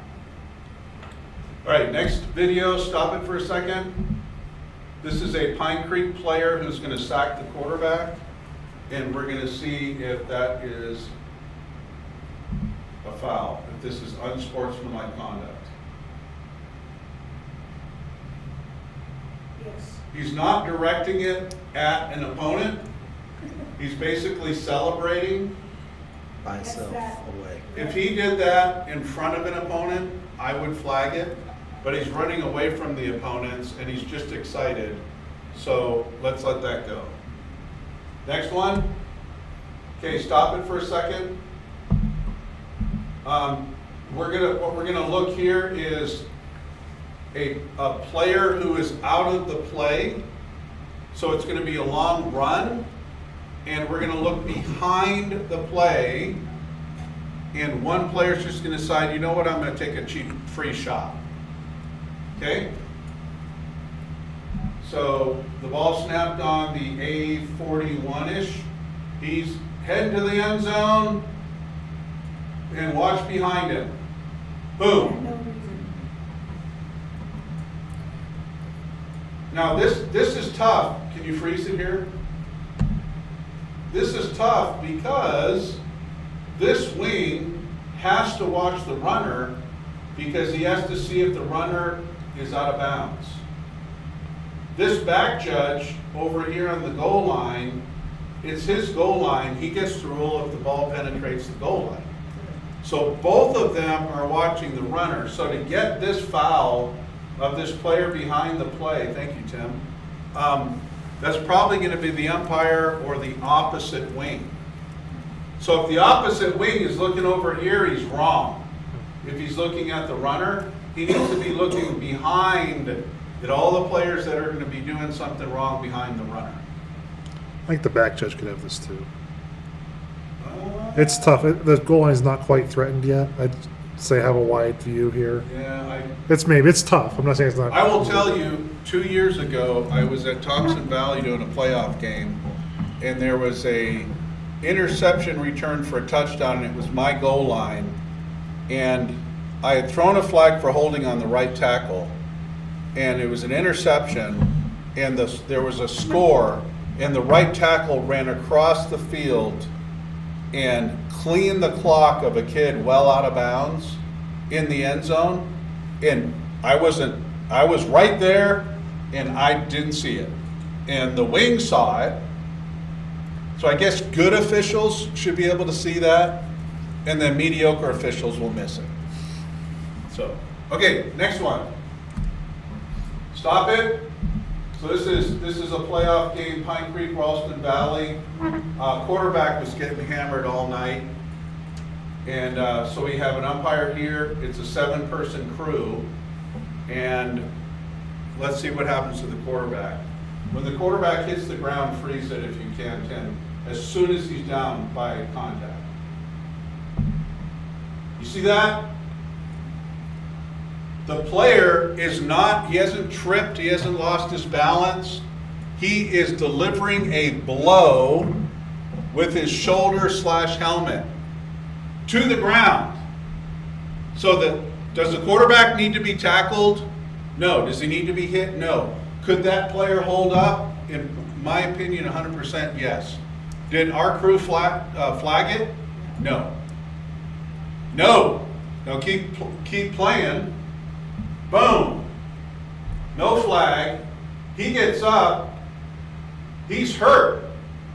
He spikes the ball in frustration. He goes to the ground.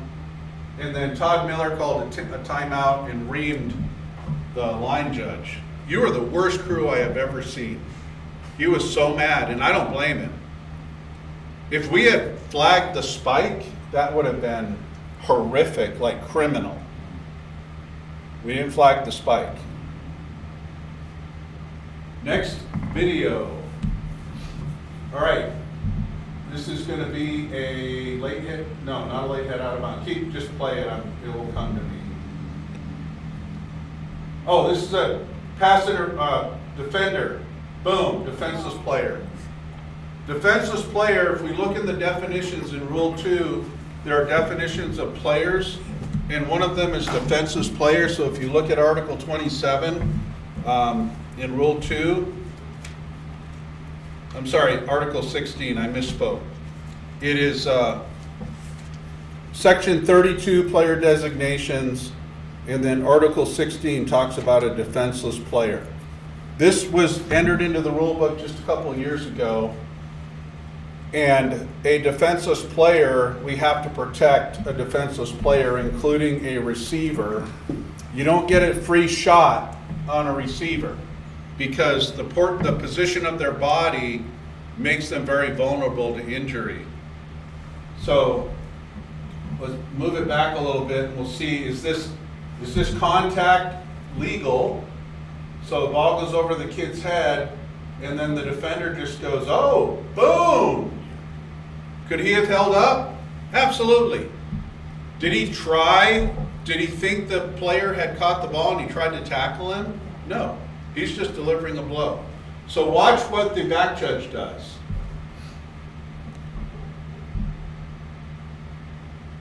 He tosses. Now, one thing I will say about the back judge's incomplete signal. It's not crossing your arms in front of your chest like hugging yourself. If you look online on the Art of Officiating, there is a video called Crew Signals where I show you the crew signals. We want our incomplete pass to be fingertip to fingertip, chest level, one time. One time is all we need. If we need to sell it, 2 times. If we do it 3 times, we're trying to fly. So most of the time, the ball's incomplete. We blow our whistle, we stop, always be stationary, incomplete. Don't rush. If we need to sell it because a receiver caught it and his first step was out of bounds, we could go, no, incomplete, out of bounds, and we sell it. We try to sell it so that we don't look indecisive. We don't hug ourselves with our signals. Stop the clock is not like this. This is, the bridge is out. That's the bridge is out signal. This is stop the clock, fingertip to fingertip.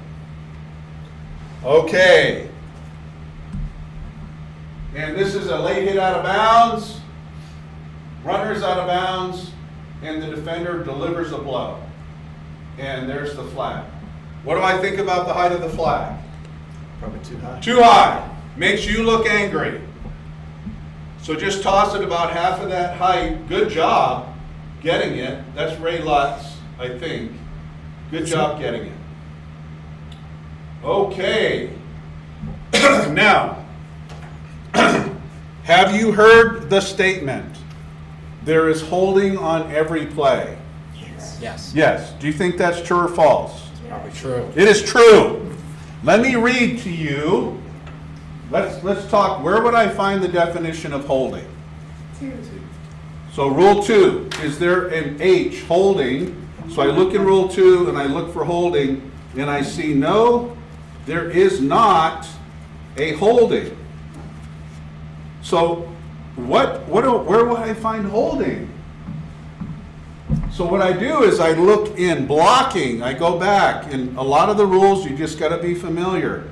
You go back to blocking and it says blocking section 3, and then if you turn the page, the next page is page 28. It says, using the open hand technique, the hand shall be B2 inside the frame of the blocker's body and B3 inside the frame of the opponent's body. Now, do you guys remember when you were little playing that electric football where you put the plastic players on the grid and then you turn it on and the grid vibrates and the players move? You know, and some of them do dance and they go around in circle, and some of them go sideways down the sideline. And if every player had his hands inside his torso and his hands inside the defender's torso, nobody would block, right? Before hands. So every play, the blocker's arms are going to be outside their torso, and they're going to be outside the defender's torso. Every play. Do we sit there and just throw a flag every play? We do not, because there is an art of officiating. We want to make sure that one team does not gain an unfair advantage over the other team based on what the rules say. So we have a couple of categories to help us with holding. Is it demonstrated restriction? Demonstrated restriction. Who demonstrates the restriction? The defender. The player being blocked, the defender, has to demonstrate restriction. So a coach may argue that he's got a handful of jersey. Well, yes he does, but your defender just went torso to torso. He was happy to be blocked. He didn't demonstrate any restriction at all. He just moved down the line torso to torso. So I'd like to see some frantic flailing to try to get away. And if I see frantic flailing, then I see, quote, demonstrated restriction. At the point of attack, that impacts the play. The rules book says if there's holding in our officiating standards, if there's holding away from the play, we are not to flag it. Now, a coach might say, he's the fastest kid in my school. He could have run all the way across the field to make the tackle. It's like, I'm sure he could have, but I'm not throwing a flag for holding away from the play. I'm not the penalty police. I'm not looking for reasons to throw my flag. So we're looking at demonstrated restriction at the point of attack that impacts the play. You are going to hear he's holding every single game 100 times. He's holding, he's holding, he's holding. Can I add something more? You're going to hear it. Mark said this. I just want to emphasize trying to get away, because you'll see kids, put their hands up like they're the wacky, wavy, inflatable arm guys, but they're not trying to get away. They'll put their hands up like, "Hey, I'm being held," but they're not trying to get away. So we want to emphasize that they're actively showing the restriction by trying to get away. Thank you. That's very good. Does that make sense? So you don't want to be the official that throws a flag because one player has his arms outside the torso and the other player's running. You have to decide, is that significant? Does it have a material impact on the play? And that's why you make your big money. That's how you make your money. Holding, you're going to get a call for holding every play. And we'll talk about communicating with coaches later, but eventually you're going to have to put a stop to he's holding on every play. If we're clearly away from the point of attack, we don't flag it. Double team blocks, typically we won't have holding unless you see a fish hook or fingers in the nostrils or gouging the eye out or something that is so heinous that if we didn't flag it, it would ruin our credibility or impact our credibility. So takedowns, even if it's on the other side of the field, a big time takedown, we've got to get that. And we could call it a personal foul, unnecessary roughness.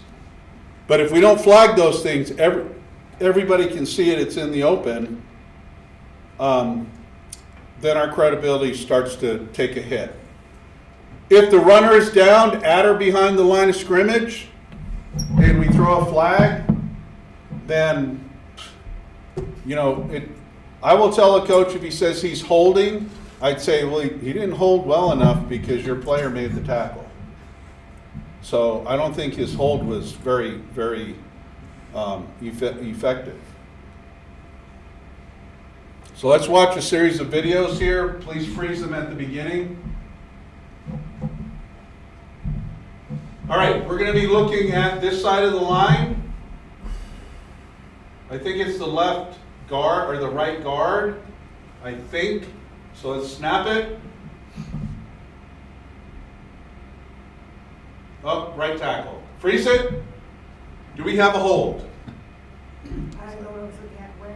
Yes. Right tackle. Right tackle. So Tim, can you circle this? This guy right here. Completely wraps him up. Is this a hold? Yes. Yes. Yes. You can't- Yeah. He took him down. Yep. If we don't get that, then what are we going to get? He hugged him. Next video. Stop it.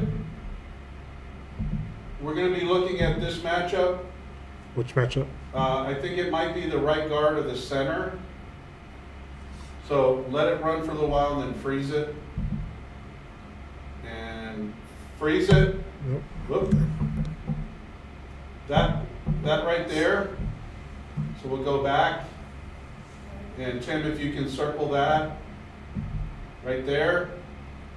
And go.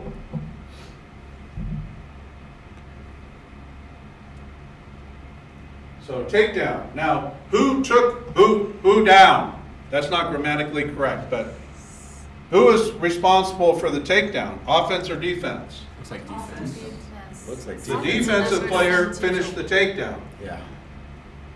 So I guarantee you I will show this video to 100 officials and you're going to get all kinds of opinions. it's the hold on team A before the takedown. It's the hold on team B because he took the team A player down, or there's no material impact, just let the boys play. So in my judgment, man, this is tough. This is absolutely tough. And the runner was down. Do we let that go because the runner was down behind the action? And if we flagged the offense and he was getting taken down, that's not right. So sometimes, and if you don't guess, you've got to clearly see what's going on. So I'll bet you, what do you think, Tim? You think about half of us would call that offense and half defense? Easily. Yeah. That's, I mean, and oh, by the way, one coach is going to scream at you because you did or didn't throw a flag, and the other coach is going to scream at you for the opposite. So it's one of those, you know, danged if you do, danged if you don't. Would, like you said, obviously this is hard, but would you prefer to see a flag one way or the other, or is there an argument for no flag? I think if you can't clearly tell who you're going to flag, don't flag it. I'm going off of like watching the NFL, so obviously it's different, but I've seen where they call 2 flags, one on offense, one on defense, and they cancel each other out. Is that? We don't want to do that. Okay. Yeah, we don't want, there's one of our officials that threw a flag for offensive pass interference and a second flag for defensive pass interference on the same play, the 2 players that were matched up.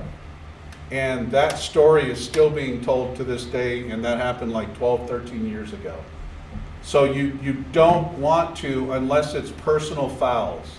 You can have personal fouls where both of the players committed a personal foul and they will offset, but 2 live ball fouls, it's got to scream and be so obvious that, you know, it's got to be what you could possibly get away with is the offensive player held, and so you throw a flag, and then the defensive player slammed him to the ground, so you have a second flag, and so you have holding offense, personal foul defense, penalties offset, replay the down. So I had a question. Would you not have ineligible receivers downfield? Because you got 55 that's on the 30, Go back to the beginning. and the Okay. pass is across the line of scrimmage. Is it? It appears to from this. Yeah, let's go ahead and play it and Well, see. so just to Ball clarify, line of snapped on scrimmage, the A42 or the 38. The B 38. B38, Oh, yeah. and it's completed on Behind the that. Yeah. B40, so it's 2 yards behind the line of So scrimmage. they can barely go up Yeah. behind line. Offense can go downfield as far as they want, and they can block before the pass is released. Pass interference restrictions are for if the ball crosses the neutral zone. Okay, next video. Stop for a second. We're going to look at the matchup on the head linesman's side. These 2 players and the player in green. Let's decide if he demonstrated restriction at the point of attack that impacted the play.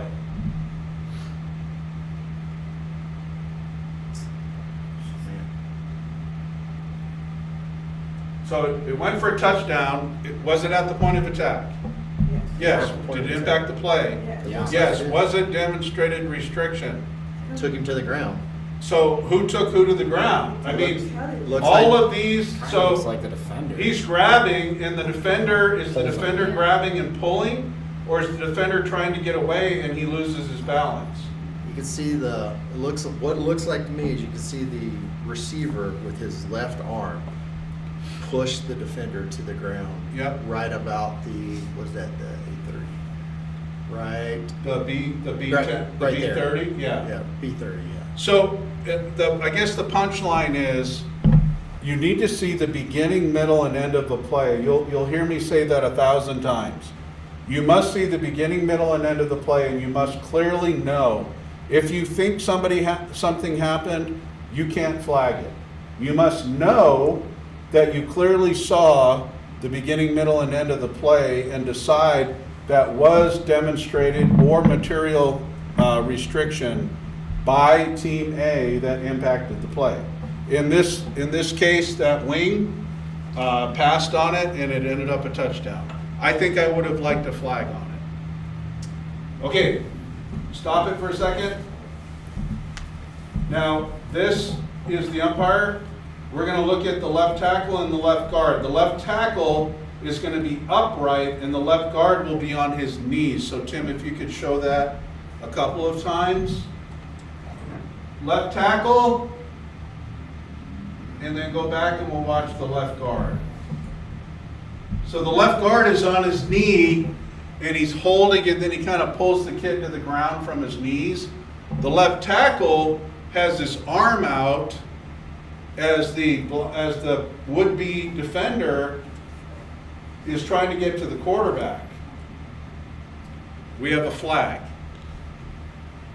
So you're making dollars and you're making big decisions, and if you can articulate why or why not, then you tell the coach, in my judgment, I didn't see restriction. And if the coach says the tackle's arm was out across my defender's body, well, was his hands inside the torso? Did that arm outside prevent the defender from reaching the quarterback? I think you better have a really good reason not to throw a flag on this. Okay? All right. Oops. Go ahead. I just wanted to say something about flags, if that's okay. Go ahead. Over 3. So, I just want to say, in general, we've seen a few guys skying the flag. There's most of the times you actually want to get the flag to a spot, because that spot does matter, except for a few occasions. So in a spot like a foul like this, we actually want to know the spot where the foul happened, because that can affect penalty enforcement. So the umpire skying the flag here is actually not the correct thing to do.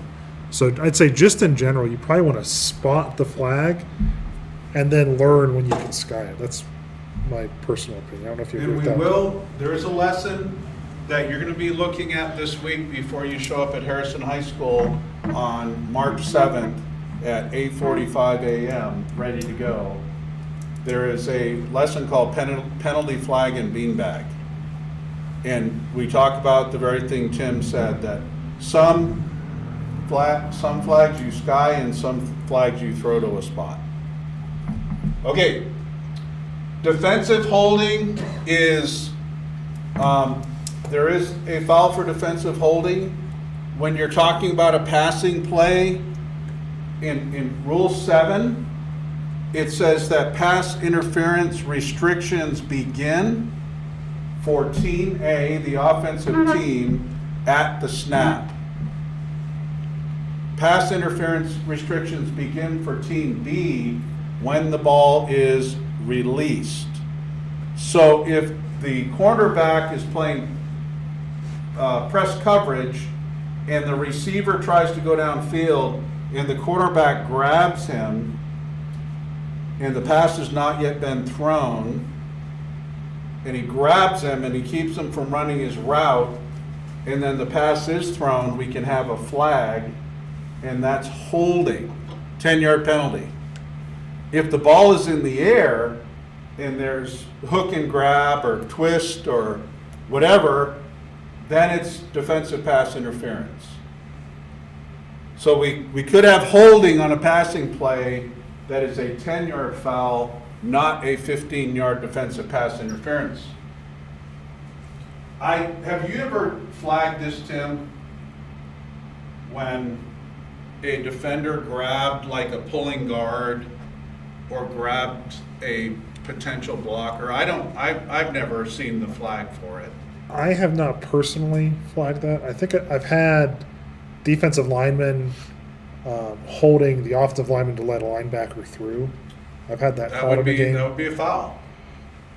So rule 9, if you remember, we looked in rule 9 at the beginning, and the first one was helping the runner, and the second one was illegal use of hands in holding. It says a defensive player shall not, and it describes some of those techniques that are by rule a foul. If there's a hold and it's away from the play, we don't flag it. So let's look at this video and let's decide if you can start it and freeze it, don't let the play go off. We're gonna look at, there's gonna be a bunch right here as the players run their pattern, and we're gonna look to see, do we see any type of restriction by the defense that would be considered holding? I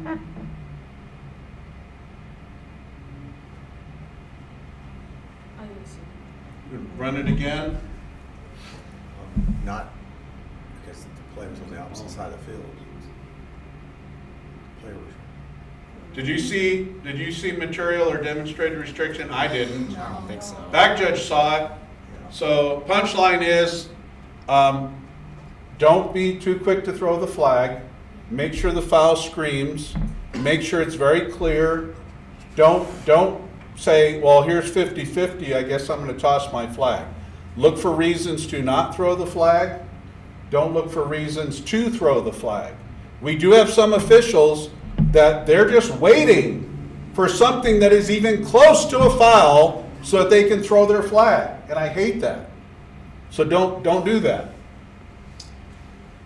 The blindside block, I think that showed up about 7 years ago. A lot of these fouls are safety fouls. Now here's an example in the rules book where the full definition of the rule is not available in one sentence. So where do we start if we're ever going to look at the rule of a blindside block? Where should we start? Two. Probably. So let's go to rule 2 and see, is there something called blindside block? Yeah, well, No. No. Okay, so we go to rule 2 and we go with which article? About 16? Section 3, 3. right? Section 3 is blocking. And then where do we find blindside block? Keep going, keep going, keep going, keep going. 10. It's Article 10. 10, yeah. Right. So, that you've got to snoop around the rules book. And if you're the kind of official that only opens this thing to take your test, to be eligible to work games, then I don't like you. You've got to be a student of the rules. You need to replace Tim and you need to replace me. You need to be excellent. That sounded bad, didn't it? You need to be at least mediocre to replace us. But you need to try to be excellent and know the rules. So let's read Article 10. It says, a blindside block is a block against an opponent other than the runner who does not see the blocker approaching. Wow, is that enough? A block against a player who is not the runner who doesn't see the block approaching? There's a lot of blocks like that, right? So we have to go all the way to Rule 9, because we're in Rule 9 right now. And it says, conduct of players and others is Rule 9. And then Section 4 says illegal personal contact. And then if you turn the page, it says N, November, is execute a blindside block outside the free blocking zone with forceful contact unless initiated with open hands. So how many caveats do we now have? 3. 4. Right. So it is a block against an opponent who doesn't see the block coming, outside of the free blocking zone, which is 4 yards by 3 yards, and that free blocking zone disintegrates when the ball leaves the zone, it's with forceful contact, and it's not initiated with open hands. Any block initiated with open hands cannot be a blindside block by definition. What is the definition of forceful contact? Does it say that in the rules book anywhere? No. So our rules interpreter, George Demetrio, has said, if the player is forcefully knocked to the ground, then that's the definition of forceful. Now, some players get hit and they lose their balance. They go down pretty easy. Then you judge. Yeah, he did go to the ground, but yeah, in my opinion, that's not forceful. That's not a blindside block.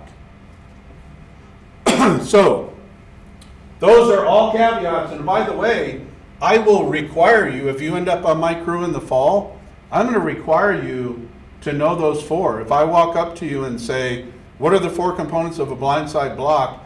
Don't give me the deer in the headlights. Give me the four. And I realize that there's a lot of information, but my expectations will be high. And if you fail, I will still give you a big hug.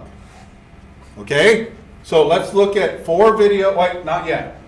Illegal helmet contact in Rule 2 talks about the butt block, the face tackle, or the spear.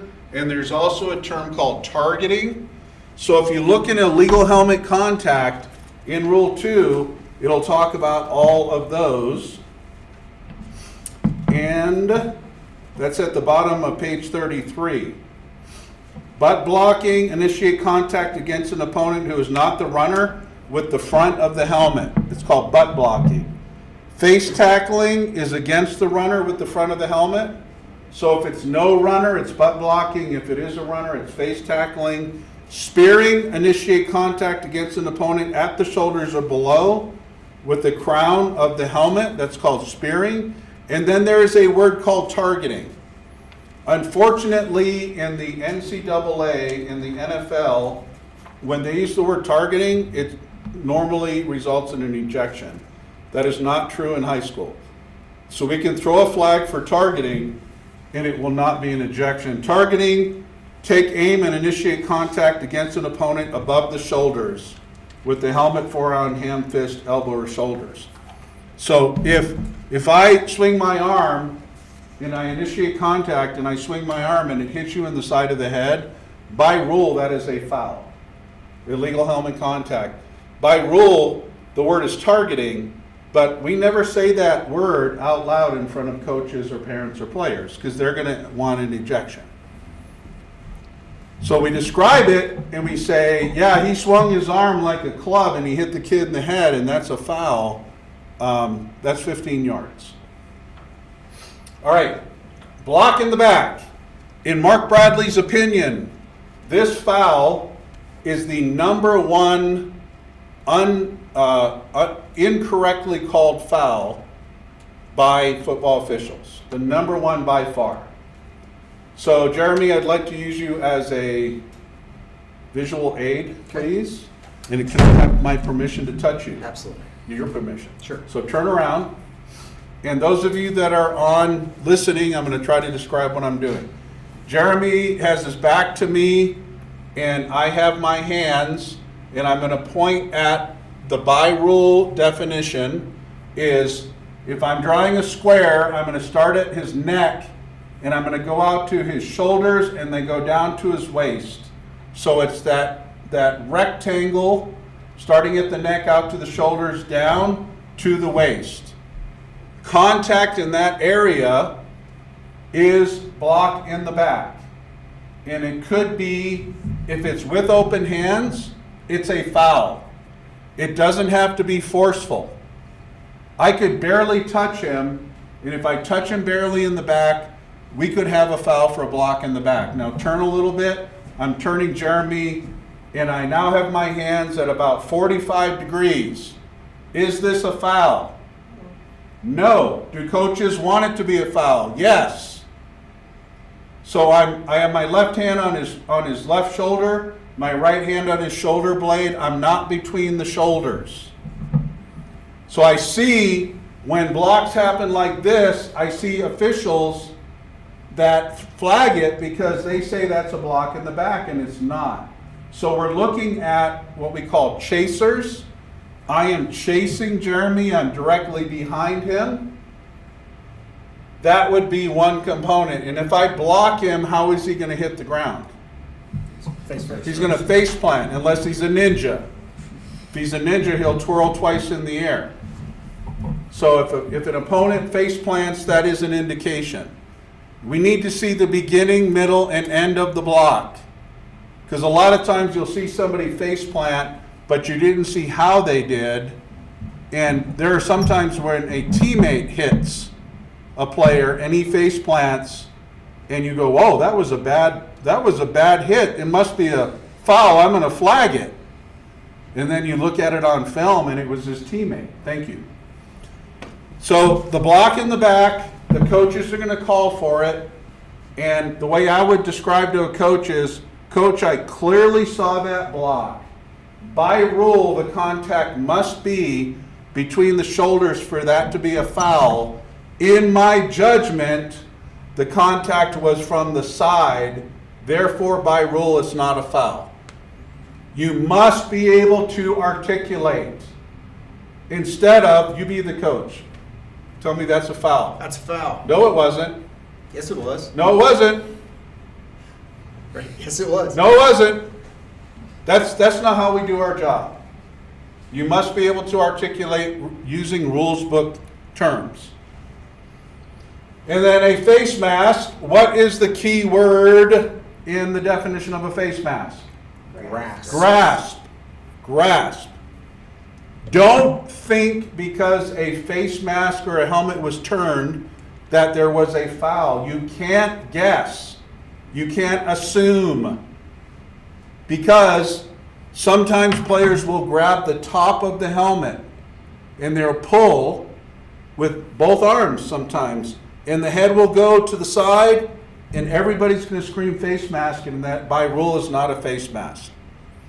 So it's a face mask if there is a grasp of the face mask, a helmet opening including the ear hole, so the front of the helmet, the back of the helmet, the side of the helmet, the mouthpiece or the chin strap, any of those grasps would be a foul for a face mask.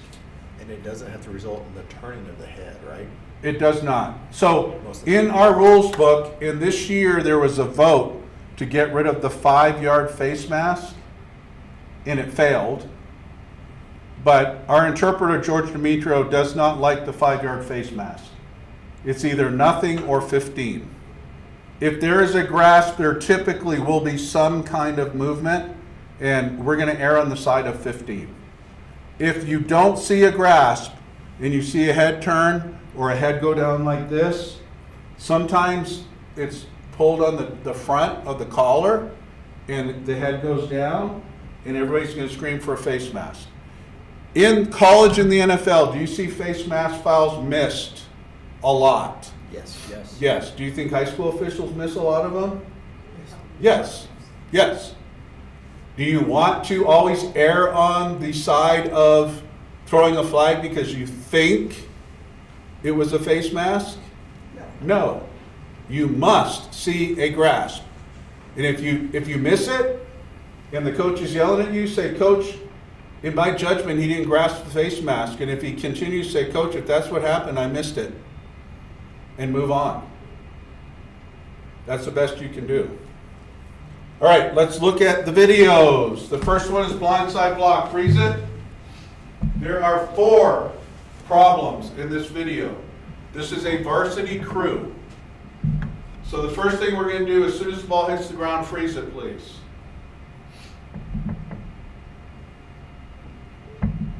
What is that? Forward pass. What kind? The ball hit the ground.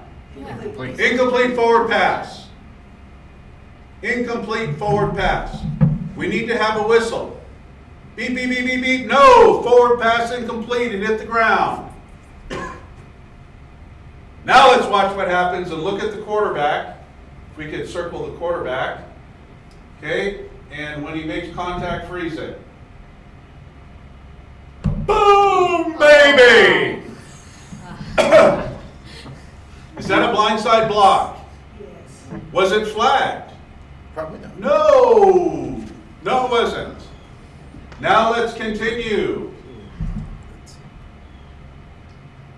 What kind of a tackle is that?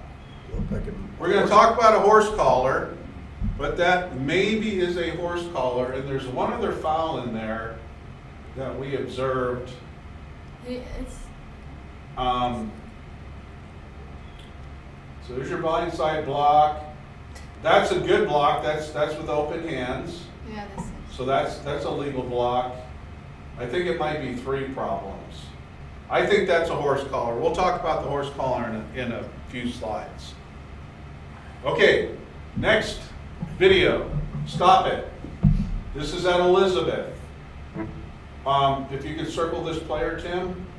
So a lot of times we use the word crackback when talking to each other, but that is not a rules book word. But when a blocker goes back against the flow or against the colors, we want to talk often about colors going against the flow or colors going in a different direction. And we want to focus on that. So in this, we have a back judge, and in this, the back judge will be responsible for this outside receiver. In Parks and Rec, it's going to be you as the wing. So the person to blame in this video is the back judge. So let's watch this. Blindside block. Could he have blocked with open hands? Yeah. Yes. I want to scream at the coaches and go, would you freaking just teach your players how to block with open hands? Now watch what the player does after the block. Kind of taunting. He is all that and a bag o' chips. And there should have been a flag on that. That's a blindside block. Next one. Freeze it. Okay, now we're going to be looking at this player over here. He's going to go out of the screen and come back into the screen. Play it. Ball goes around the left side.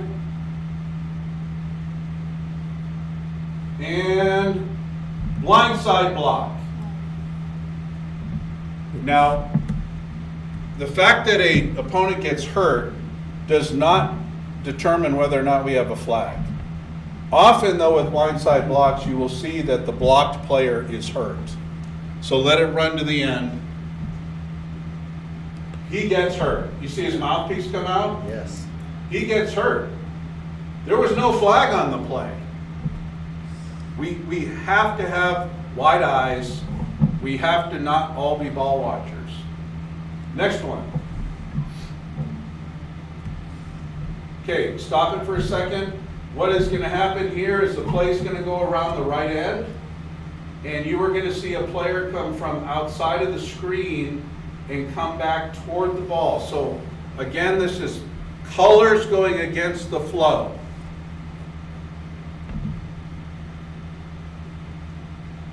So all the players are going in one direction and one player comes back. And blindside block. And he's bad, isn't he? He's a bad man. The line judge did get it, and he did officiate to the end of the play. Open hands would be legal. But no, he didn't use open hands, so that is a foul. Next one. Okay, stop it for a second. Now, when we talked about illegal helmet contact, we talked about blows above the shoulders. We used the term targeting. One of the considerations here is the runner is responsible for his helmet level, and in many cases, you will have helmets collide because the runner, the defender started his tackle legally, and the runner shifted, and his helmet, you know, it's like, I don't want to hit you. It's like playing a game of chicken, where they're both coming down the road at the same time, and they both veer off and hit each other because they veered off in the same direction. So that the runner, sometimes you're going to get helmet contact, and what I will say is, Coach, the defender started his tackle, and then your runner changed his helmet level. and the defender cannot be responsible for hitting your runner in the head. This was the state championship game. This is Pine Creek and Pueblo South. And as soon as the defender starts the tackle, if we can freeze it, this is the quarterback, and we're going to start it, and I'll try to help. He runs and he comes back toward the press box and freeze it. So this quarterback starts to slide, and the defender launches, and he hits. It's a helmet-to-helmet hit, and the quarterback ended up leaving for the entire game. So he no longer played in this game, Pine Creek versus Pueblo South. Now, you might say, well, the defender wouldn't have illegally tackled him if his helmet level didn't change because he started to go down. And the defender didn't know he was going to go down. Or you might say, well, it looks like he is tackling with the front of his helmet, which is a foul, to tackle with the front of the helmet. And you could argue, you'll have arguments on both sides from very accomplished officials. Turns out Nathan McCurry, the back judge, did flag this. We did not eject the tackler. The quarterback was out for the rest of the game.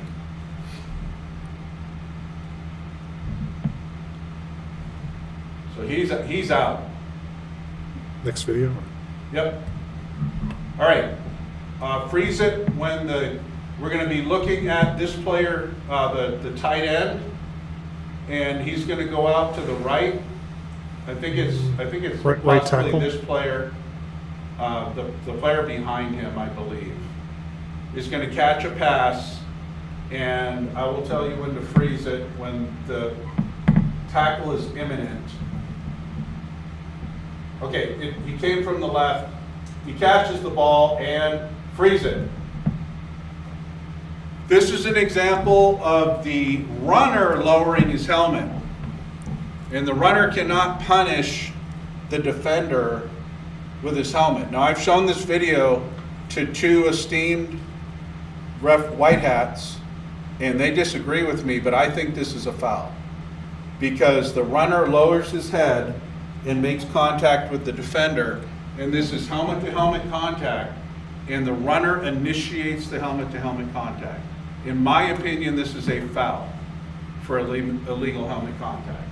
Can you go back and play it real time? So he gets the pass, and I think that's a foul, in my opinion. But the other two gentlemen say no. Is that because he lowered his head and not his He shoulder? lowered his head. Yep. So had And he the lowered blow his is shoulder- with the helmet. Yeah. Had he lowered his shoulder and avoided the helmet to helmet, then potentially no fault. That is correct. Ultimately, he's using his helmet as a weapon here. Okay, next video. And freeze it. Freeze it. Freeze it. It's Freeze it. it's changing. Oh, is it? Yeah, I Did it know. go into the white? Oh, that's cool. Maybe it's I think we've run into this problem before. okay. It was probably Okay, just there on the we wrong go. video.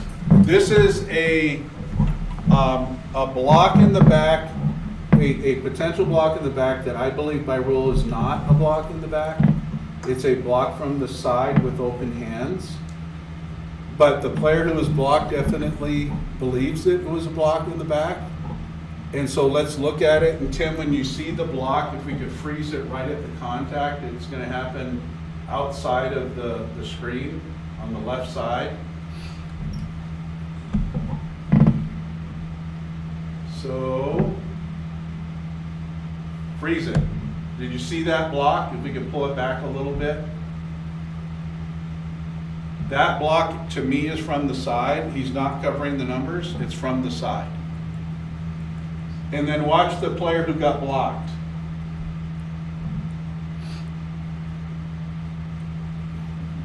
Calling for the flag. His mom told him he had to go to bed early. and he threw an epic temper tantrum. So I like this no flag. I like it. I wish the back judge would back up faster.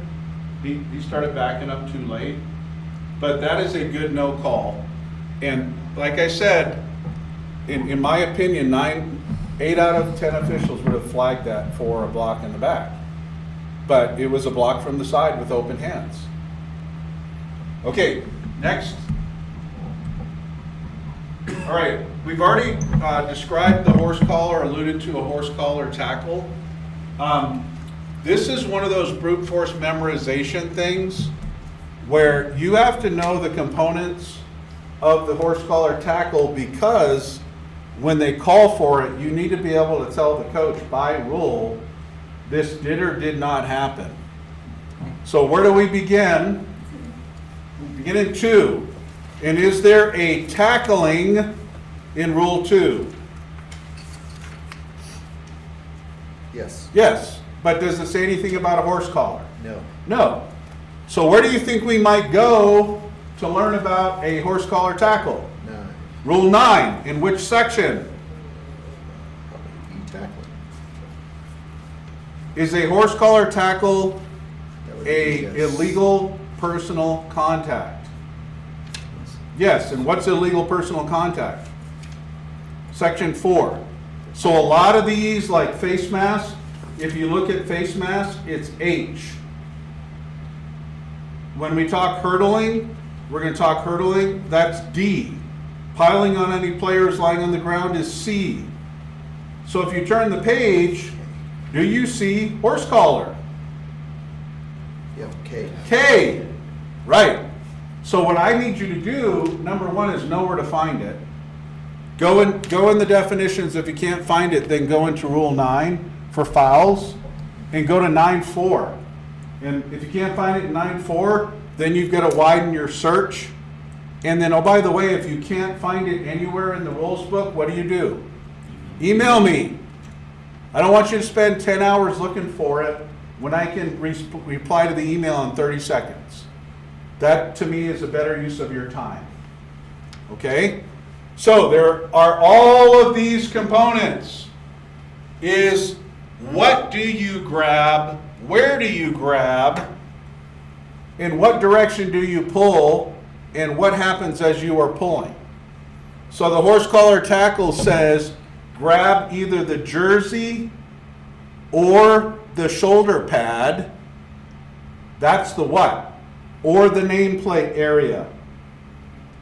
So the jersey, the shoulder pad, or the nameplate area, that's the what? The where is the side or the back, including the nameplate area, the side or the back, not the front.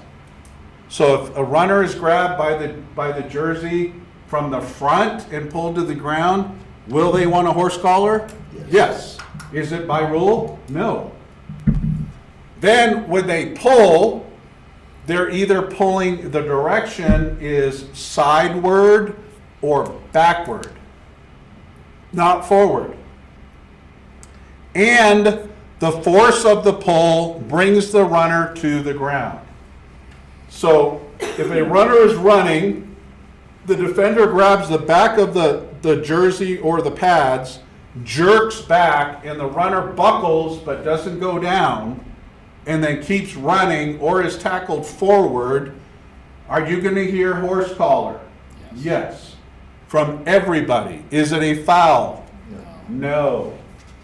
If another player is involved in the tackle and provides the force to tackle the player, the runner, it's not a horse collar, because the force of the horse collar did not bring the runner to the ground. The other player did. So if there's a second player involved and they provide all the force, you can't have a horse collar. So when they yell for the horse collar, if you memorize these components and say, Coach, by rule, the runner was pulled forward, not sideward or backward, therefore it is not a foul by rule. Or Coach, by rule, there were 2 other players in on the tackle, it is not a horse collar tackle. And if they want to argue, they're arguing with the rules book and not with you. The chop block is not seen very often, and it's missed a lot. If you have two players, offensive players, typically, that are blocking a defensive player, one, so 2 against 1, a simultaneous high block is legal. This happens all the time, right? A simultaneous low block is legal as long as it's not blocking below the waist. But a simultaneous high-low or low-high is a foul. So let's look at these videos. And that's a horse collar 100% of the time, right? Yeah. Especially with the white knickers. I don't like how the official threw his flag. He took it out of his pocket and from his chest whipped it to the ground. We want to see the flag.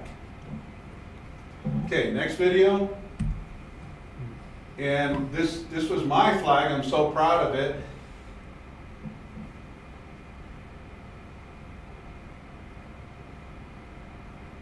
That is a horse collar tackle.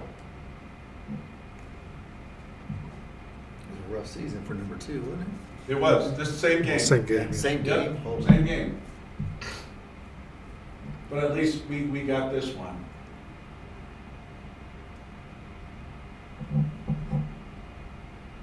Okay, next one. Here is a horse collar tackle, or not one. This is not one, because why? Grab his shoulder outside. Looks like He he grabs the just- outside, and what direction? He goes forward. He went forward, right. So the whole prohibition of the horse collar tackle is to prevent the buckling of the knees, because you could shatter a femur or a tibia, or ruin an ACL or an MCL. Okay, next one. This is a chop block. Can you go back to the beginning? And stop it. The center and the guard. The center and the left guard, one goes high, one goes low on the same player.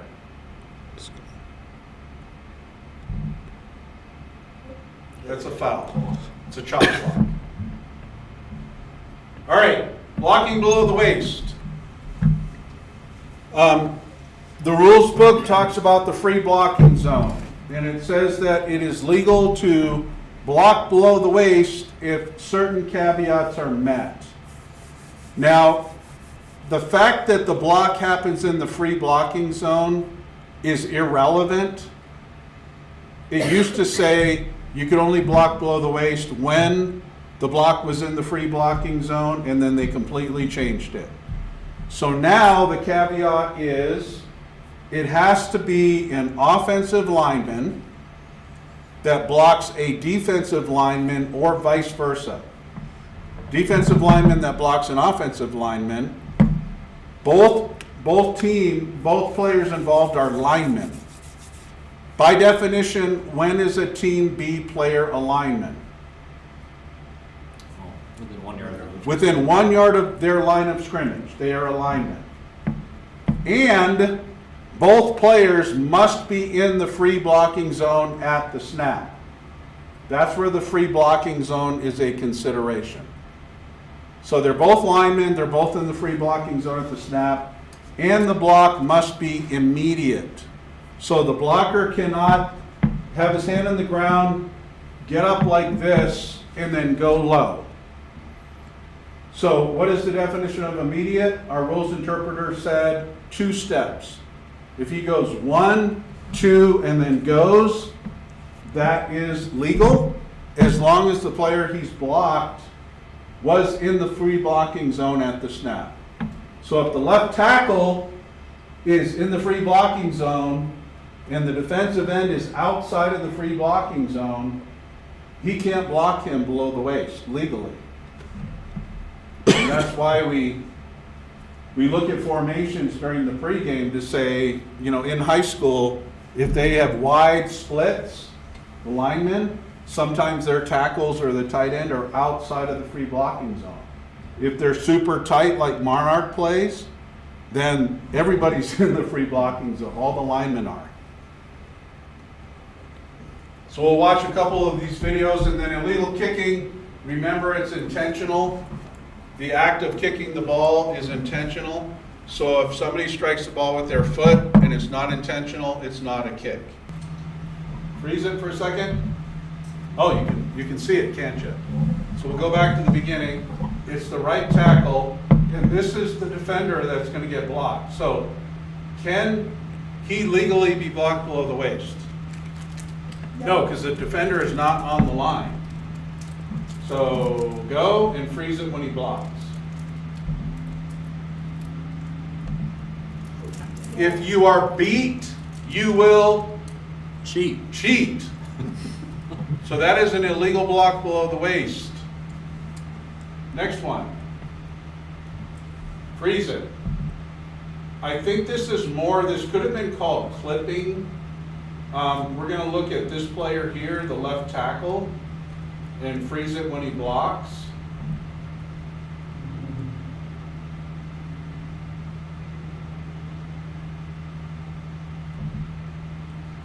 Oh, it's coming That could be behind. clipping.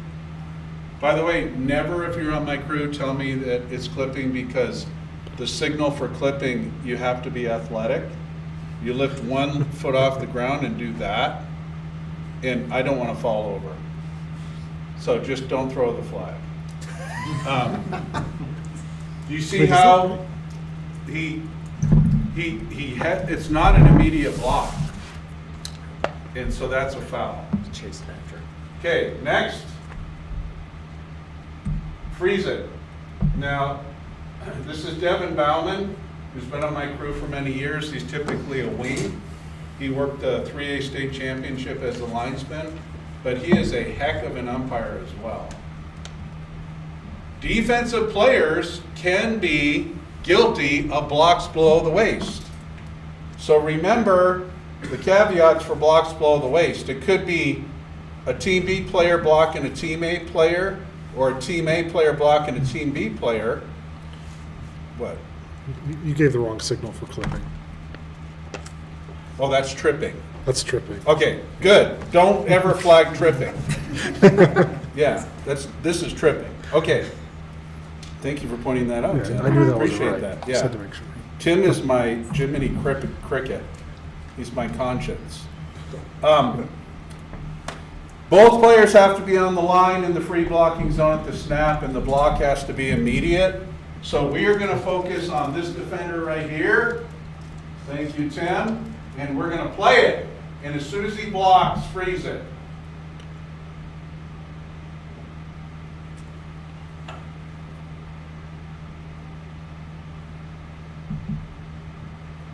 Is that a block below the waist?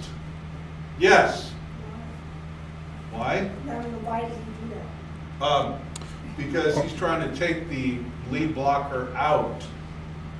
Okay? So, was he in the free blocking zone at the snap?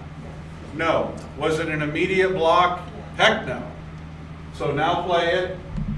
Block and tackle. And I'm a stud, baby! Number one! Well, guess what? You're not number one, because Devin Bauman saw that illegal block and he flagged you.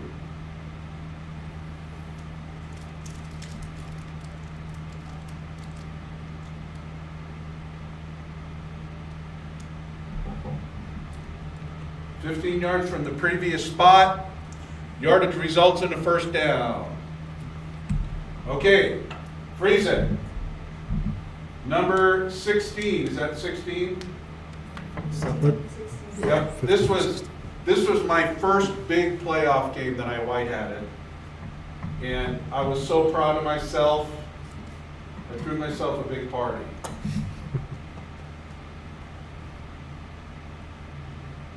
Block below the waist. Foul. Boom! So proud of myself. That was a long time ago. That's a good flag to get as white hat. Yeah. Okay. Whoops, sorry. Illegal batting, this is No, where did I'm you- not gonna be proud of myself because I was a doofus on this play. What is batting? Batting is intentional, right. Can you intentionally bat the ball legally in a game of football? Yes. Yes, you can. You can bat a ball in flight, like a pass or a fumble in flight can be batted. The only prohibition is the offensive team cannot bat a backward pass forward. And if you say, when would that ever happen? If a quarterback's in the shotgun and a player goes in motion, sometimes you will see the snap and the quarterback throw a tiny little forward pass to the player coming across. Well, he's got to possess the ball. He can't just bat it. That's a foul. He can't bat it. That would be a case of batting a backward pass forward. Nobody can bat a grounded ball except one time. When can you bat a grounded ball? It's going into the end zone. When it's going into the end zone during what kind of a play? A scrimmage kick where Team K is trying to keep the ball from going into the end zone. That is legal to bat the ball. All other bats, the grounded ball cannot be batted. Hurdling, this is another one of those brute force memorizations where you have to know why or why not did you throw the flag or not. So hurdling is jumping with one or both feet or knees foremost over the opponent who has only one or both feet on the ground. So if the opponent has a hand on the ground, if he's on his knees, if any other part of his body except for 1 or 2 feet is touching the ground, you can't have hurdling. But, and oh, by the way, if the runner does like a Superman where he leads not with his knees or feet foremost, and he gets cut at the waist or cut at the thighs, that's not hurdling. So it's got to be knees or feet foremost over the opponent. So let's first look at illegal batting that I missed. Freeze it. So there's the world's best umpire in the history of football right there. Yep, circle him proudly. And who is that? That would be, who's the world's best umpire in the history of football? He's got Be 2 that thumbs. gentleman right there. I was the white hat, Tim was my umpire. And so Pine Creek, they get the snap, quarterback runs to the left. There he gets hit, and he fumbles, and the ball's gonna go out of bounds. So what does the defender do to keep the ball in bounds? Bats it. He bats it. So let's watch it again and freeze it as soon as he bats it. Good play right here, it's smart. And what does this moron do? Circle the moron. Circle the moron. What does he do? Nothing. Because he's a moron. That's what morons do. So during, what was it, a couple plays later, there was a timeout or something, It was either that or halftime or something. and Tim goes, that was illegal batting. It was the V8 vegetable juice, you know, where you hit yourself in the forehead with the palm of your hand. That's an example of illegal batting. So you've got to know it, you got to recognize it to be able to flag it. I have to know, why is it illegal? What's the point of this rule? Because it looks like he knew it was going out of bounds. Yeah. He had teammates around him, and he took it back in. Right. Can't do it Why not? because the rules makers decided it was an illegal play. I would imagine the reason it's probably against the rules is a bigger hit. Let's say someone's about to recover it, and I just come in and I swipe at the ball, and now it goes 20 yards. And it's still a live ball 20 yards downfield, and I don't go get it. And it just creates issues. Yeah. Okay. This is hurdling. Don't do it. That is a foul. It's safety. Did he flag it? Doesn't look like it. No. Did he banana onto the field? Yes, don't banana. How old was this video? 1-inch stripes, black pants, so I don't think it was a rule yet. what? Hurdling. Oh, yes it was. Yes it was. It came in while I was officiating. Okay, we'll figure that out. Yeah. Okay. This one is hurdling definitely. And here's an example. Can you freeze it for a second? Tim says throw a flag at the spot, don't sky it. Throw a flag at the spot of the foul. Go.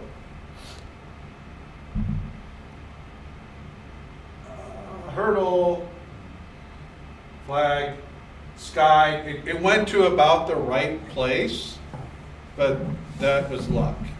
So throw it to the spot because it could matter.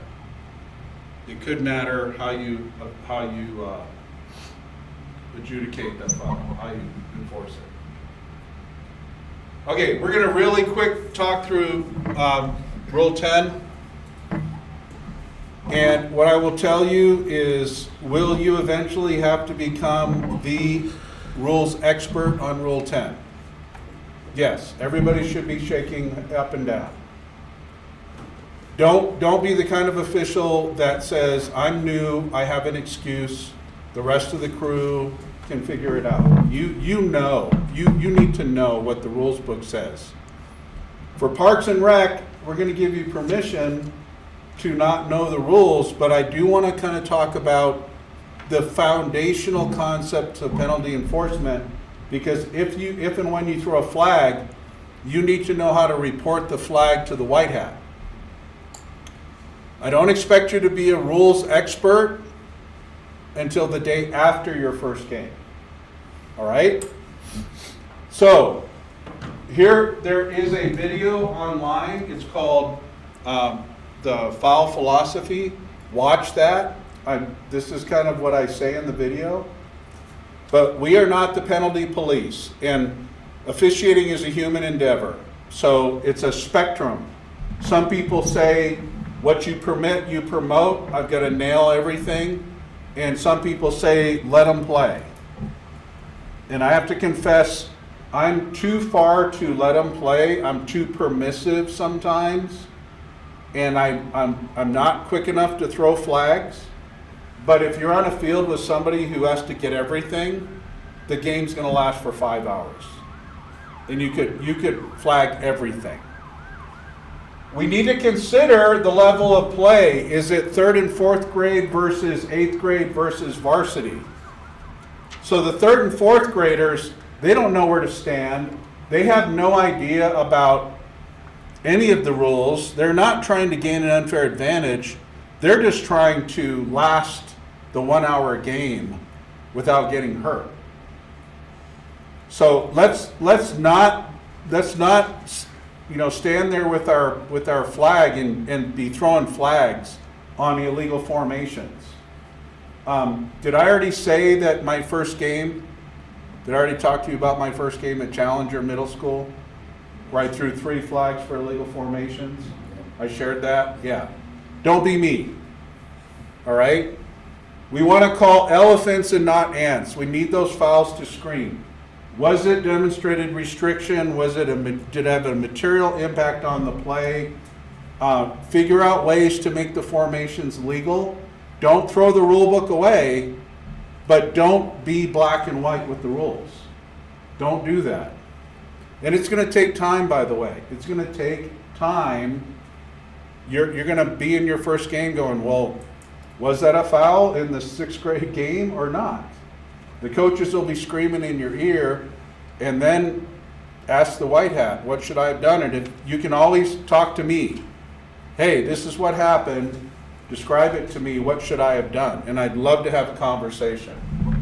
We don't throw our flag out of our coverage area.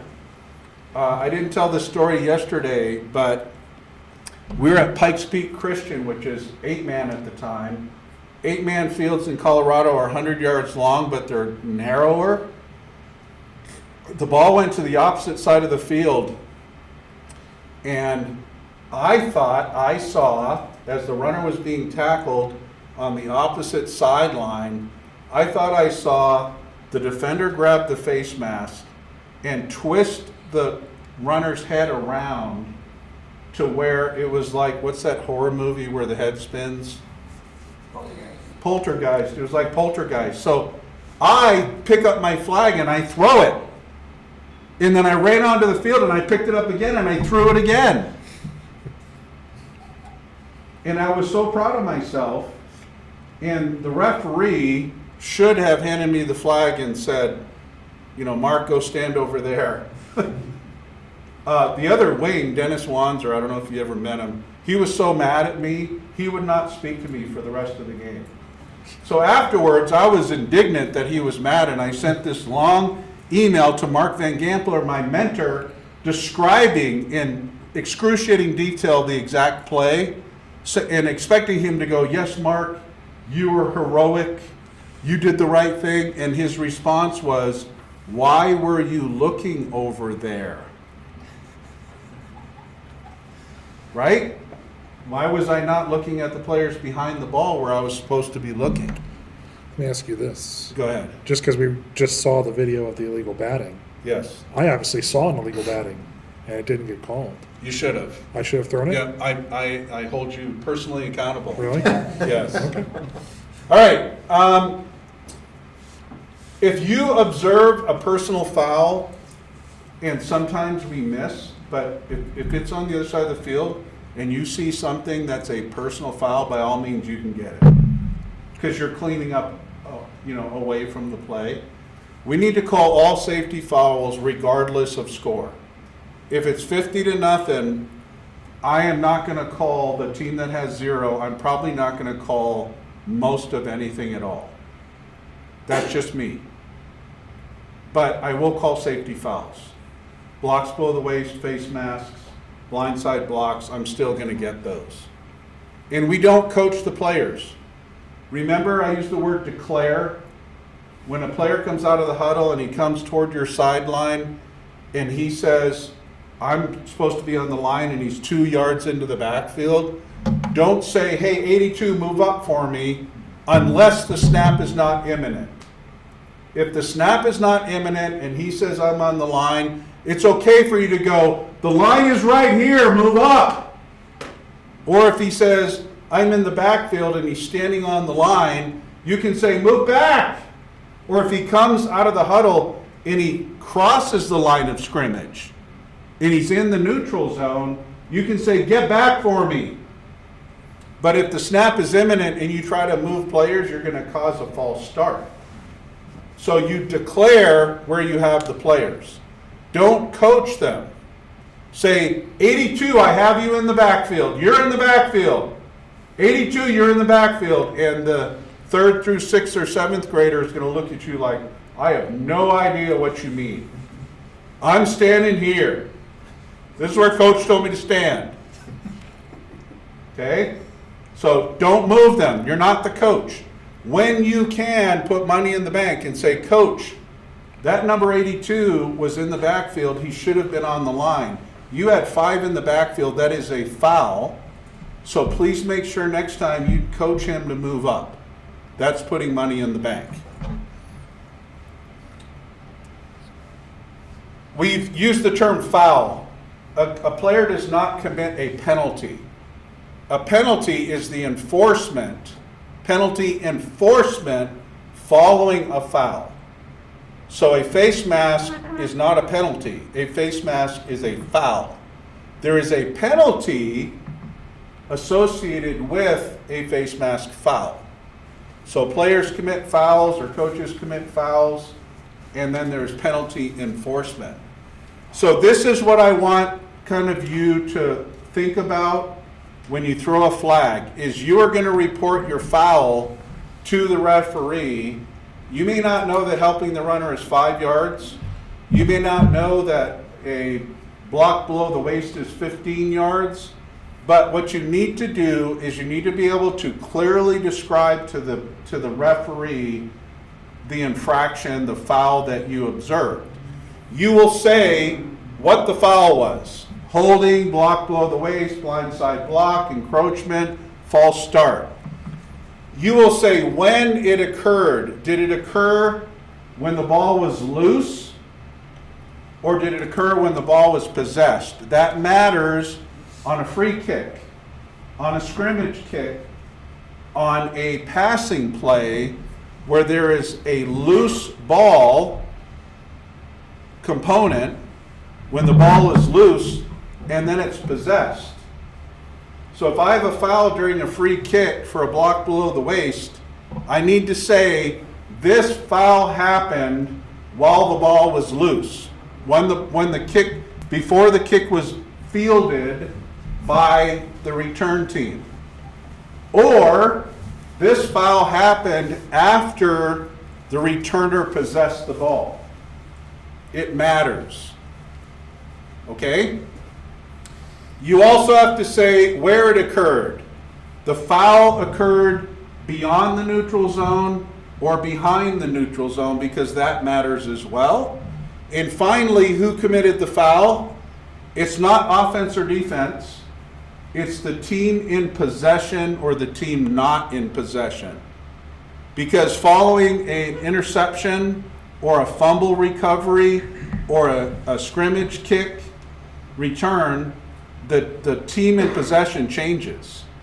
So if I say this is a foul on the offense because team B intercepted the ball and now has the ball, they're not suddenly the offense. So it's the team in possession or the team not in possession. We've already kind of talked about this, and this, you have to know this cold. You must know this cold. One of our championship wings in the 3A state championship incorrectly blew the ball dead when he should have thrown his flag and let the play continue. So you all will make this mistake, I guarantee it, but don't make the mistake. All right? If you make the mistake and I'm the white hat, I'm just going to say, Trevor, was that foul? Do we blow it and kill it, or do we let the play go? And you're going to go, crap, we're supposed to let the play go. And I'll say, yep, good job, good flag, I love it. Then we'll hug. So these are the ones where we do not allow the ball to become live. The ball remains dead. We don't allow it to become live. And when I say some illegal substitutions, if you have 12 players on the field, don't allow the ball to be snapped, because if the ball is snapped and they play with 12, it's now illegal participation, 15 yards, versus illegal substitution, 5 yards. Are you going to flag a 3rd and 4th grade team right away because they have 12 on the field? As much as you can. Coach, count your players. You've got one too many. We even do that in varsity. Hey, coach, count your players. You got one too many. Get one off. So don't be draconian and go, okay, there was a substitute. By rule, it says substitutes have 3 seconds to leave the field. Okay, flag. Don't do that. So try to help the coaches, but if you count 12, and by the way, when you count, don't point. Count with your eyes, and I like to count groups. So as a referee, I count players leaving the huddle, and I'll count, okay, 5 linemen, 3 and 3. So that's 5 plus 3 is 9 plus 3 is, or 5 plus 3 is 8 plus 3 is 11. If you see that you're counting 12 and you recount it and you're counting 12 and the ball's ready to be snapped, you have to kill it. You kill it and you say illegal substitution is hand over the heart. And that's a 5-yard penalty. These are the fouls where we allow the play to continue, and you've got to know these. So illegal motion, illegal shift, illegal formation, and some illegal substitutions. If there are 12 players on the field and they're all standing waiting for the snap, kill it. If one player is booking off the field and the snap goes off and he's not off the field, we flag it, we sky the flag, and we let the play go. In the younger 3rd and 4th, 5th and 6th, if the kid is within spitting distance of the sideline, I'm not going to flag it, and if the coach yells at me, I'm just going to go coach. There was no advantage gained. He was trying to get off the field. We'll do the same for you. Well, you guys have to be consistent. You guys have to know the rules. You can't just decide which rule you're going to enforce. It's like, I understand, coach, thank you. And then if he keeps yelling, say, coach, I heard your complaint. I understand your complaint. You need to stop. So you're going to have coaches that think that this is the Super Bowl. And in 3rd and 4th grade, when a kid flinches, they're going to go, false start, come on, you're going to get that. That's what you're going to face. So be kind, be generous, have a thick skin, have fun. If it's freezing rain, don't have fun. But any other case, you can have fun. Live ball fouls are many fouls: blocking below the waist, holding, blindside block, face mask. Those are all live ball fouls. As we said, sometimes illegal substitution. Some, like for example, if a player comes onto the field after the ball is snapped, that's illegal substitution. If he participates, that's illegal participation. Some live ball fouls are enforced as dead ball fouls. They don't have a material impact on the play in progress, but if you're running down the sideline and you run into a player or a coach, that is illegal. That's contact in that restricted area that belongs to you, that 2 yards from the sideline. That's a foul, but we enforce it as a dead ball foul. Unsportsmanlike conduct, non-player fouls.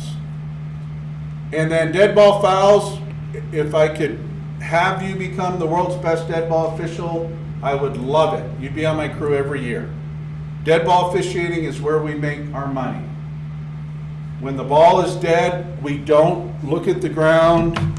We don't laser focus on the line of scrimmage. New officials, you have a tendency to get the forward progress spot and then stare at it. And just stare down the line, and everything that happens outside of that tunnel, you miss it.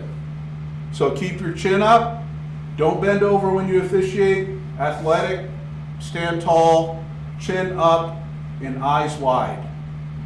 Because kids are gonna be dead ball fouls after the play is over. We talked about who committed the foul, the team in possession, the team not in possession. When we talk about, remember there are fundamentals after Rule 10.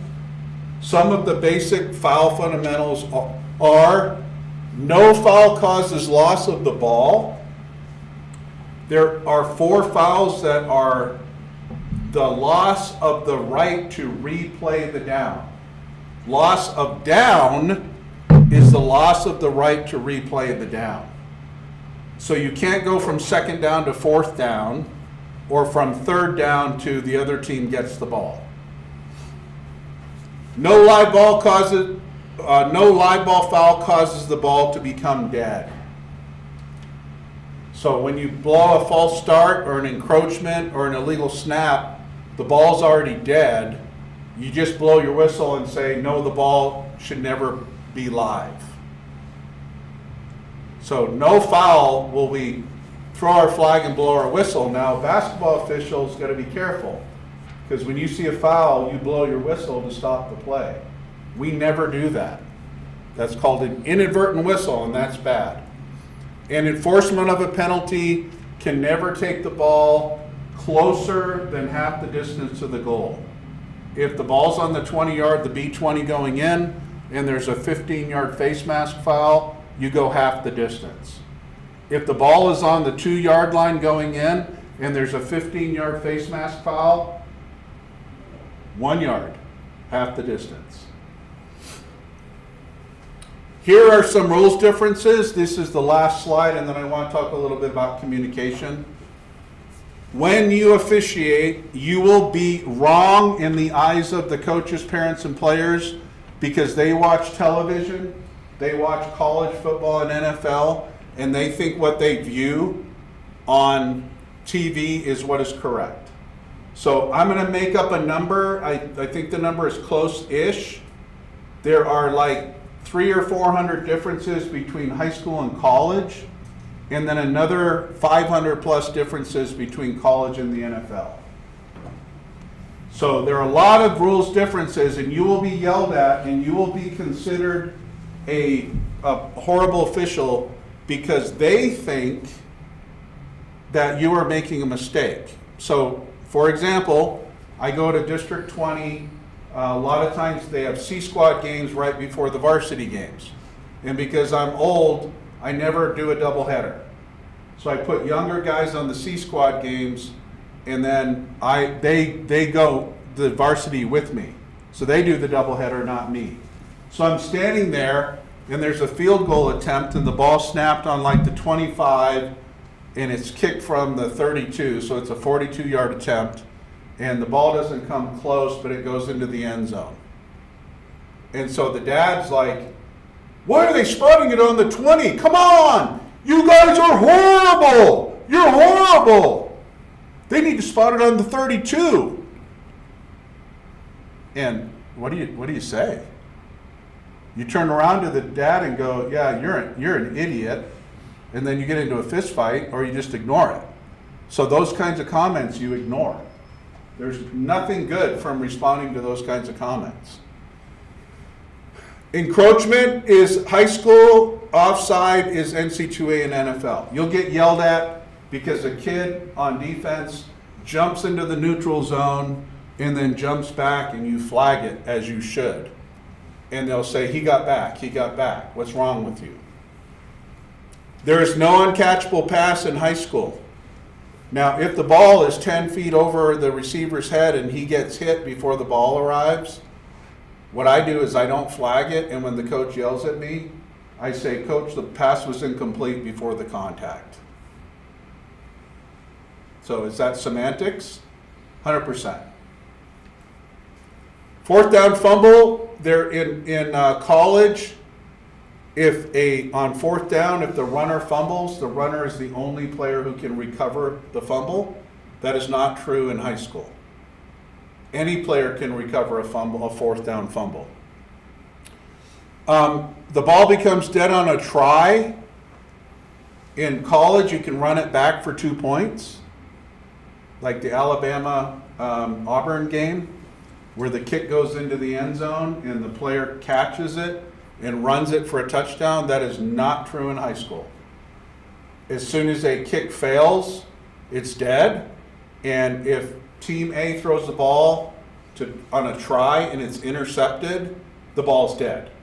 If it's fumbled and Team B picks it up, the ball's dead.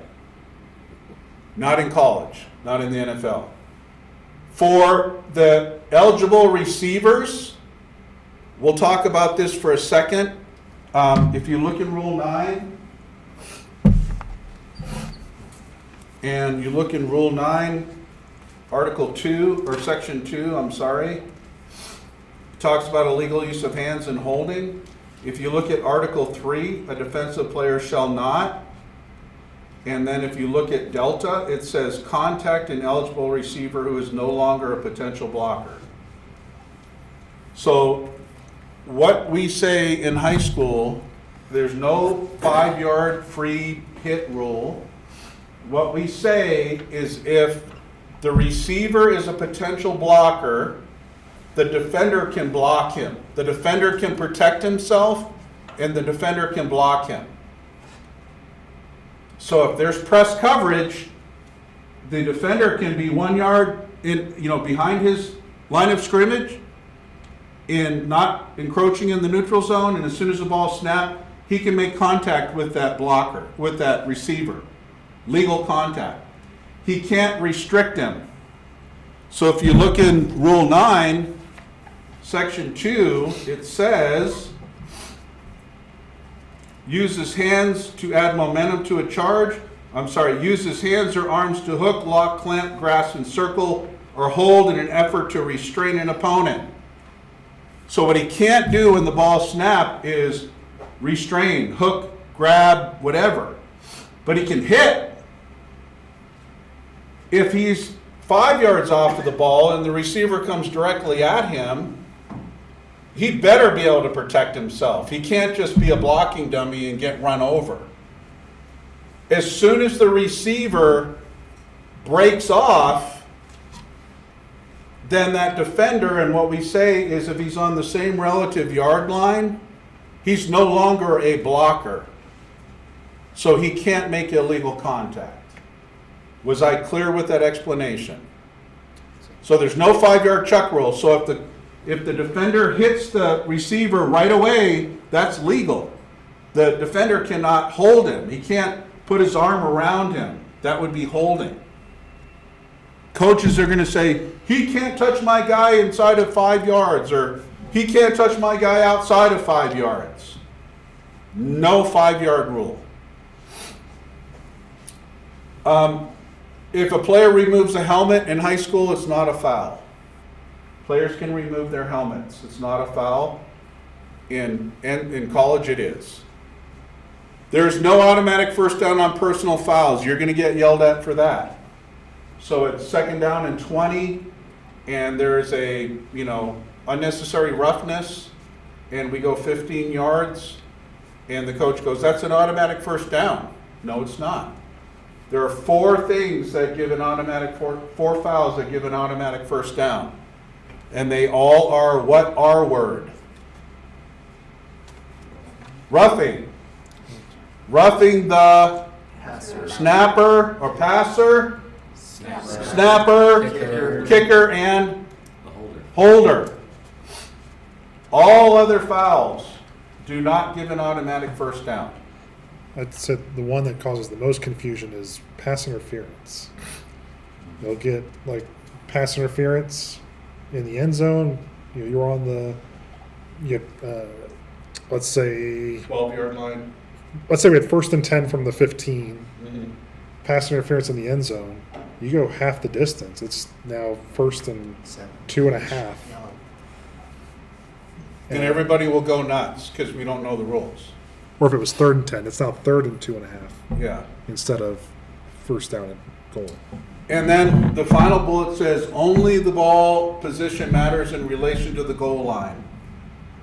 What that means is if there's a scrimmage kick and the ball is heading toward the goal line and Team K races down to try to bat the ball so it doesn't go in the end zone, their body position, they could be in the end zone. It doesn't matter. It's the position of the ball. So you will get yelled, and it's very rare that that ever happens, but if the defender is able to slide and their feet are in the end zone and they keep the ball from going in the end zone, the coach is going to say, he was in the end zone. It doesn't matter. Where was the position of the ball? And there are a lot of other differences. If you go on my website, there is a rules differences document in the files folder. All right, let's take the last 27-ish minutes. I want you to watch the video called Communicating with Coaches, Parents, and Players. I do want to spend a little bit of time chatting about some of the key golden nuggets of how to communicate. You will get yelled at. And if you don't like getting yelled at, go somewhere else. Do not be a football official. I like to compete, and I actually like it when I'm yelled at, especially when I'm right. I don't like it when I'm yelled at when I'm wrong because I feel bad. But if I'm right, I feel a little sense of superiority. But you will be yelled at, and you're going to get sassed by kids. And I was raised to respect my elders and don't talk back to my elders or use a bad tone of voice. All that's going to happen. Parents are going to yell at you. Parents are going to yell onto the field. Put them on their ass! You want to turn around to the parent and say, what part of your life sucks so bad that you need to be this angry at a youth football game? But that will happen. And then coaches, some teams will have 82 assistant coaches, and everyone seems to be assigned a foul to call for. That's holding, that's a face mask, that's a horse collar, etc., etc. So what I will tell you is gird up your loins and go into this beautiful game of football knowing that you you've signed up for it. And by the way, those of you that are listening, the other code word is Red Sox. So I need both code words to get credit for this video. I almost forgot the second code word. All right, we're not going to say the first code word because if they didn't watch the beginning, they missed it. So you're going in knowing that you're going to be in a battle, and sometimes it's a very vicious battle. And if you watched my intro video, I talked about Teddy Roosevelt's "Man in the Arena" quote, where the credit belongs to the man in the arena, not those timid souls that are on the sidelines. Well, the timid souls are the ones hurling insults at you because something in their life sucks really bad and they have to get angry at a 3rd and 4th grade football game. There are ways to communicate with coaches, and I like to be like a Chick-fil-A employee. I like to be respectful. I like to say sir and ma'am. I like to say yes sir, no sir, please and thank you. Be as respectful as possible. Be a good listener. Coaches want to know that you are listening. If you shut them down, it really ticks them off. So a lot of times, Greg Burks, who started out in Colorado Springs and was a Division I national championship white hat, and now is an assigner for a bunch of Division I or the head of officials, he said most coach communication is just complaining. They're just complaining, and when a coach makes a statement, you don't have to respond to a statement unless it is personal, profane, persistent, or public. If they scream really loud, "This is horrible, you guys suck," and they say it at the top of their voice, I would flag that because it's public. If it's personal, like, "Man, you guys are a bunch of cheaters," I'd flag that right away.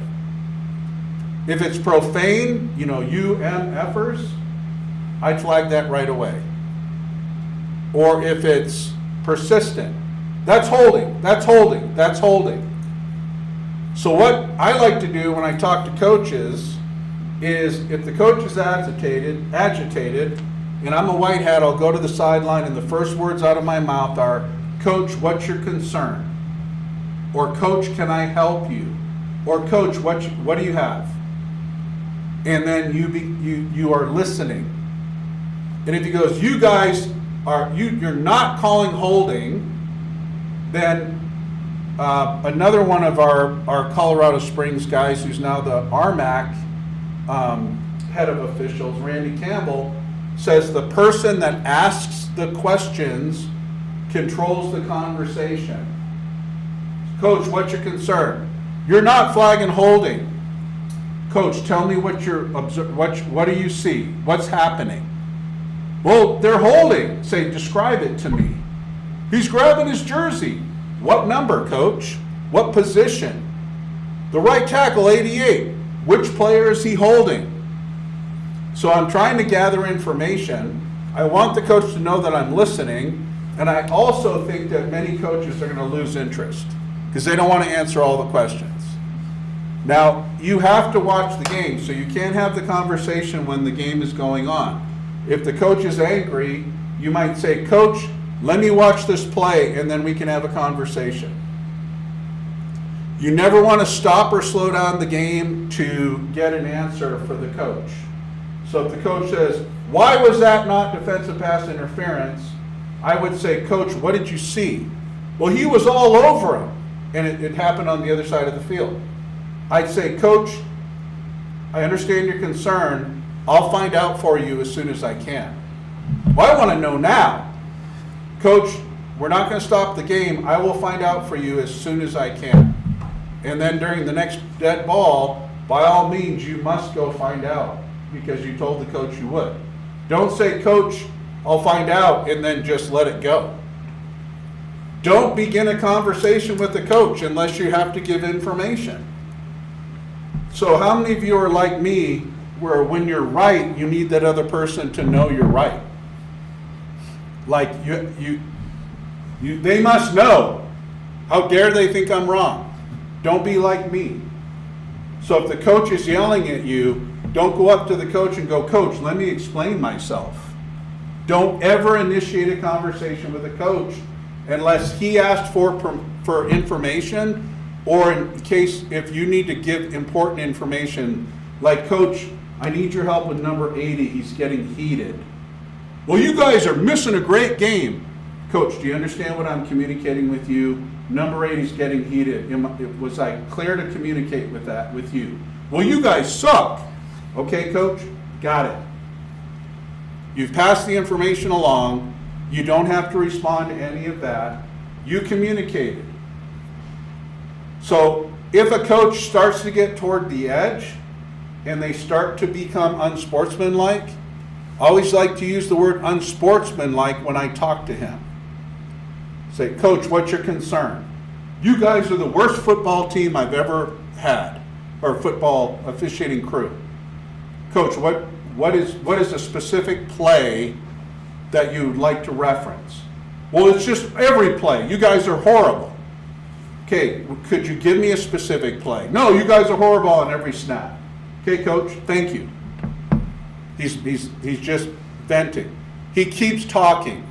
Coach, I understand. I asked you for a specific play. You couldn't give me one. I don't know how to help you. You need to stop. He keeps going. Coach, I've already asked you to stop. What you are doing is unsportsmanlike. If you use that term, what you are doing is unsportsmanlike, you have drawn the line in the sand. Here's the line. If you cross it, you will be flagged. He continues, unsportsmanlike conduct flagged. So don't do it right away unless it's personal, profane, or public. You can try to talk the coach off the ledge. Assistant coaches, always yelling in your ear. You go to the head coach. Go to the head coach and say, Coach, I need your help. I can't have your assistants calling for holding on every play. Well, you guys are holding. Coach, do you understand what I'm communicating with you? I need your assistants to stop. They keep it up. Say, Coach, what they're doing is unsportsmanlike. I need your assistants to stop. And then they keep going, you flag them. Unsportsmanlike conduct on this coach. 15 yards. Do they want to continue to earn 15-yard penalties for their players? Some of them do because they are like that. So the punchline is, we're humans, we're broken, depraved, dysfunctional humans that are interacting with each other in a very stressful, high energy, because a lot of these guys, they get their personal identity from the performance of a 10, 11, or 12-year-old boy. And that's their identity. And you can pick them out during the warm-ups, because they're the ones with the shirt, and the hat, and they're strutting around like it's their kingdom. And they are bad. And you can always pick them out. Or the coach that during the conference goes, I'm really a nice guy. As soon as they say that, the rest of the game is going to be horrible. Parents, you're going to have parents yelling at you. There should be a field manager on every field or close to every field. Sometimes they'll share a couple of them. They typically have a golf cart. If you get into a situation with a parent, do not communicate with parents. Do not. After the game, if they come at you, don't. If you're at your car and a parent comes at you, I take my phone out and take a picture of them. and not even say anything. And then send me the picture and send me the description, and I'm gonna get with the Parks and Rec managers right away and say, this parent will not be allowed on the field next week. Because you didn't sign up for abuse like that. Last year, or 2 years ago, or I don't know, it was sometime, I think it was last year, there was a runner who was tackled legally because the player grabbed the jersey above the shoulder pad and pulled him to the ground. And the mom went absolutely nuts. And she ended up running up, and the official was facing onto the field, and she ran onto the field and faced the official and was screaming at him. And I went up to her, I said, ma'am, you cannot do that. Well, that's my son, that's my son. I said, ma'am, you cannot do that. And the Parks and Rec guy was hightailing it to the sideline. So you don't have to put up with any crap from parents. If you need to, stop the game. Beep, beep, beep, beep, beep, beep, beep. Not when the ball's live. Beep, beep, beep, beep, beep, beep, beep. Go to your white hat and say, there is a parent on my sideline. I need to have that parent removed. And then that white hat should go to the Parks and Rec person and say, you need to remove that parent. Because there's nothing that says you have to take abuse from anybody when you're at the game. And if you do take the abuse and it gets you down and you don't stop it, I don't know what to say. So don't be afraid to say, I'm not putting up with this. There are officials who will not officiate Parks and Rec because of the grief and the stress. They just don't want to deal with it. $55 or $65 is not enough to put up with all that crap. And you'll be amazed, 3rd and 4th grade, there was a kid, I'll never forget, his name was Angel, and his dad was yelling onto the field at Angel every single play, and yelling, like insulting him. Like, Angel, let's go, you could have made that tackle, Angel, Angel. So I made it a point as the white hat to praise Angel as much as I could. So I'd go up to Angel and go, man, that was good effort. Good job. You're doing really well out here. I thought, man, what a sad father. What a sad family situation. You're going to see that kind of behavior. I have a question. Yes. So if the coaches are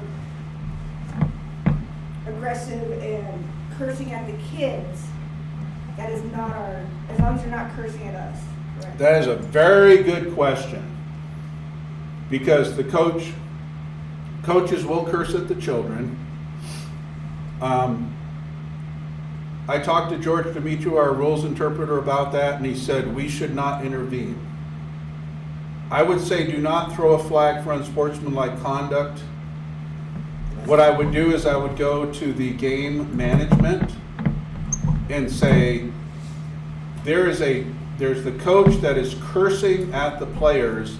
Is that the kind of behavior that you want in Parks and Rec? And let them handle it. Let them handle the coaches dealing with the players. We had, 2 years ago, we had a fight where a parent actually punched the coach in the face. We don't get involved in that kind of thing. If anything happens, and let's just say hypothetically, you get on the field and your white hat just doesn't support you, your white hat is lazy, your white hat, when you get your assignment, your white hat should contact you a couple days prior to the game and say, hey, we're at Venezia, we're at the West Field, so park in the parking lot just north of the field, or Venezia East Field is near the play area, park in the parking lot east of the field, and we're gonna meet up and we're gonna be there 30 minutes early, and you're gonna wear this uniform. If your white hat does not contact you, you must tell me, because I can't fix it. I can't fix that wrong behavior if you don't tell me. So I'm not gonna call you a snitch. I'm just gonna say, hey, Tim, did you contact your officials? Well, no. Tim, these are brand new officials. You must contact them and go through your entire meet here at this time. Let's have a good pregame. Some of your white hats are gonna give you an exquisite pregame. Other white hats will not. And you will have some of your fellow officials that are gonna berate you for making a mistake because they don't know how to give feedback. And others are gonna be respectful and they're gonna give good, solid, respectful feedback. You're gonna see it all before you're done. You're gonna see all kinds of flavors of people. If something crosses I say there are lines and there are crimes. And if you have a lazy white hat that just wanders onto the field 5 minutes before kickoff and you don't get any instruction at all, I need to know about it. And Randy and I, Tim, are you gonna help us walk on the sideline? Next week? No, at all. Oh, probably. I gotta look at my schedule. Probably. Yeah, so Tim may be there, Eric McCormick. I've got about 10 other varsity officials lined up. Hopefully somebody will be on your sideline, walking behind you and kind of coaching you as we go. And the first game's the 19th, the second game's the 20th. I'll be at both of those games. And I'll be walking the sideline, and if there's only one of me, I'll do half of the side, one side in the first half and the other side in the second half. And help you out. I'll start with the chains, just to kind of get the chains going, and then we'll move to the line judge's side. That was a great question. Did I answer it? You did. Okay. Any other questions? Please watch the communicating with coaches. Also, the Ready for Play articles. If you go to the Art of Officiating website, on the top right-hand corner, there's something that says, there's a link that says RFP. There are archived articles. If you go to the first 4 articles I wrote, 2024, 01, 02, 03, and 04, those are all articles about dealing with coaches. And you can read those 4 articles. And then, if you have a crappy game and you hate yourself or you hate others, call me, text me, email me, and let's have a conversation. Because my goal is that everybody in this room gladly and happily decides they're going to officiate in the fall. We don't want to lose somebody because they had a bad experience, and they had a bad experience alone with nobody to talk to or nobody to debrief their experience with. Any other questions? Be able to articulate. If you don't know the answer, and you won't, say to the coach, Coach, that's a great question. I don't know the answer. I will get you the answer as soon as I can. And then go to the white hat. White hat may not know the answer. Don't try to make up an answer or guess, because if you guess, how often will you be wrong? 100% of the time when you guess. It's like when you have to plug something into an outlet or put a USB in and it's 50-50 chance. How often do you put it in correctly the first time? 0% of the time, even though it was 50-50. If you guess and you're wrong, your credibility is already out the window from that moment on. So don't ever guess. It's okay to say, I don't know. And if the coach goes, well, what are we paying you for? Say, sorry, coach, I'll be honest, this is my very first game. And this is my first year. And I'm learning, and I really appreciate you giving me some grace as I learn. I'm thankful for that. Thank you. And then they're a doofus, right? That's what I was gonna ask. Is it okay, like in the start, to like articulate to these coaches, like, hey, like how? I would not. Use it as an excuse necessarily. I would not offer that information. Like, hey, I'm Mark, this is my first game. Yeah. Yes, sir. I go up and just like my dad taught me how to greet new people, firm handshake, eye contact. Hi, I'm Mark. Hi, coach. And be confident. Pretend like you have officiated for 19 years. Be confident. And then as you're officiating, be confident. And then if they ask you a question and you don't know the answer, coach, that's a great question. I don't know the answer. I'll get that answer to you as soon as I can. And then if he starts to say, well, what's wrong with you? Then you can say, well, believe it or not, coach, I may look like I'm a superstar, but this is actually my very first game, or this is my second game, or this is my third game. And man, I'm having a great time. I'm learning a lot, and I really appreciate how much you're giving me grace. You know, because they're a complete butthead, right? And if you have to, you go up to the white hat and you say, I need your help. I'm getting lit up. I'm getting chewed up on the sideline, and I'm starting to lose my confidence. And there's nothing wrong with you saying, help me.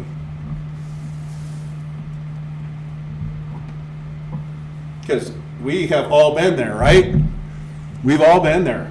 Big eyes. What the heck is going on? The game will get slower for you. When you start, you have no idea what you're doing. You won't know the signals. You'll forget to stop the clock. You won't know how to square off. You won't know how to mark forward progress. You won't know how to show touchdown. And you're going to think, man, I'm a complete failure. My first scrimmage, 4th down, I walk onto the field like this. Like, hey, it's a fist. Show a fist. It's like, okay, I will do that. Thank you for letting me know. All right, any other questions? I want you to have fun. I want you to grow, but I want you to know you have an ally, and that's me. I will do whatever I can to make sure that you are replacing me one day as a crew chief, or as the president or vice president, or as a state championship official. That's where I want you folks to be. Good? All right.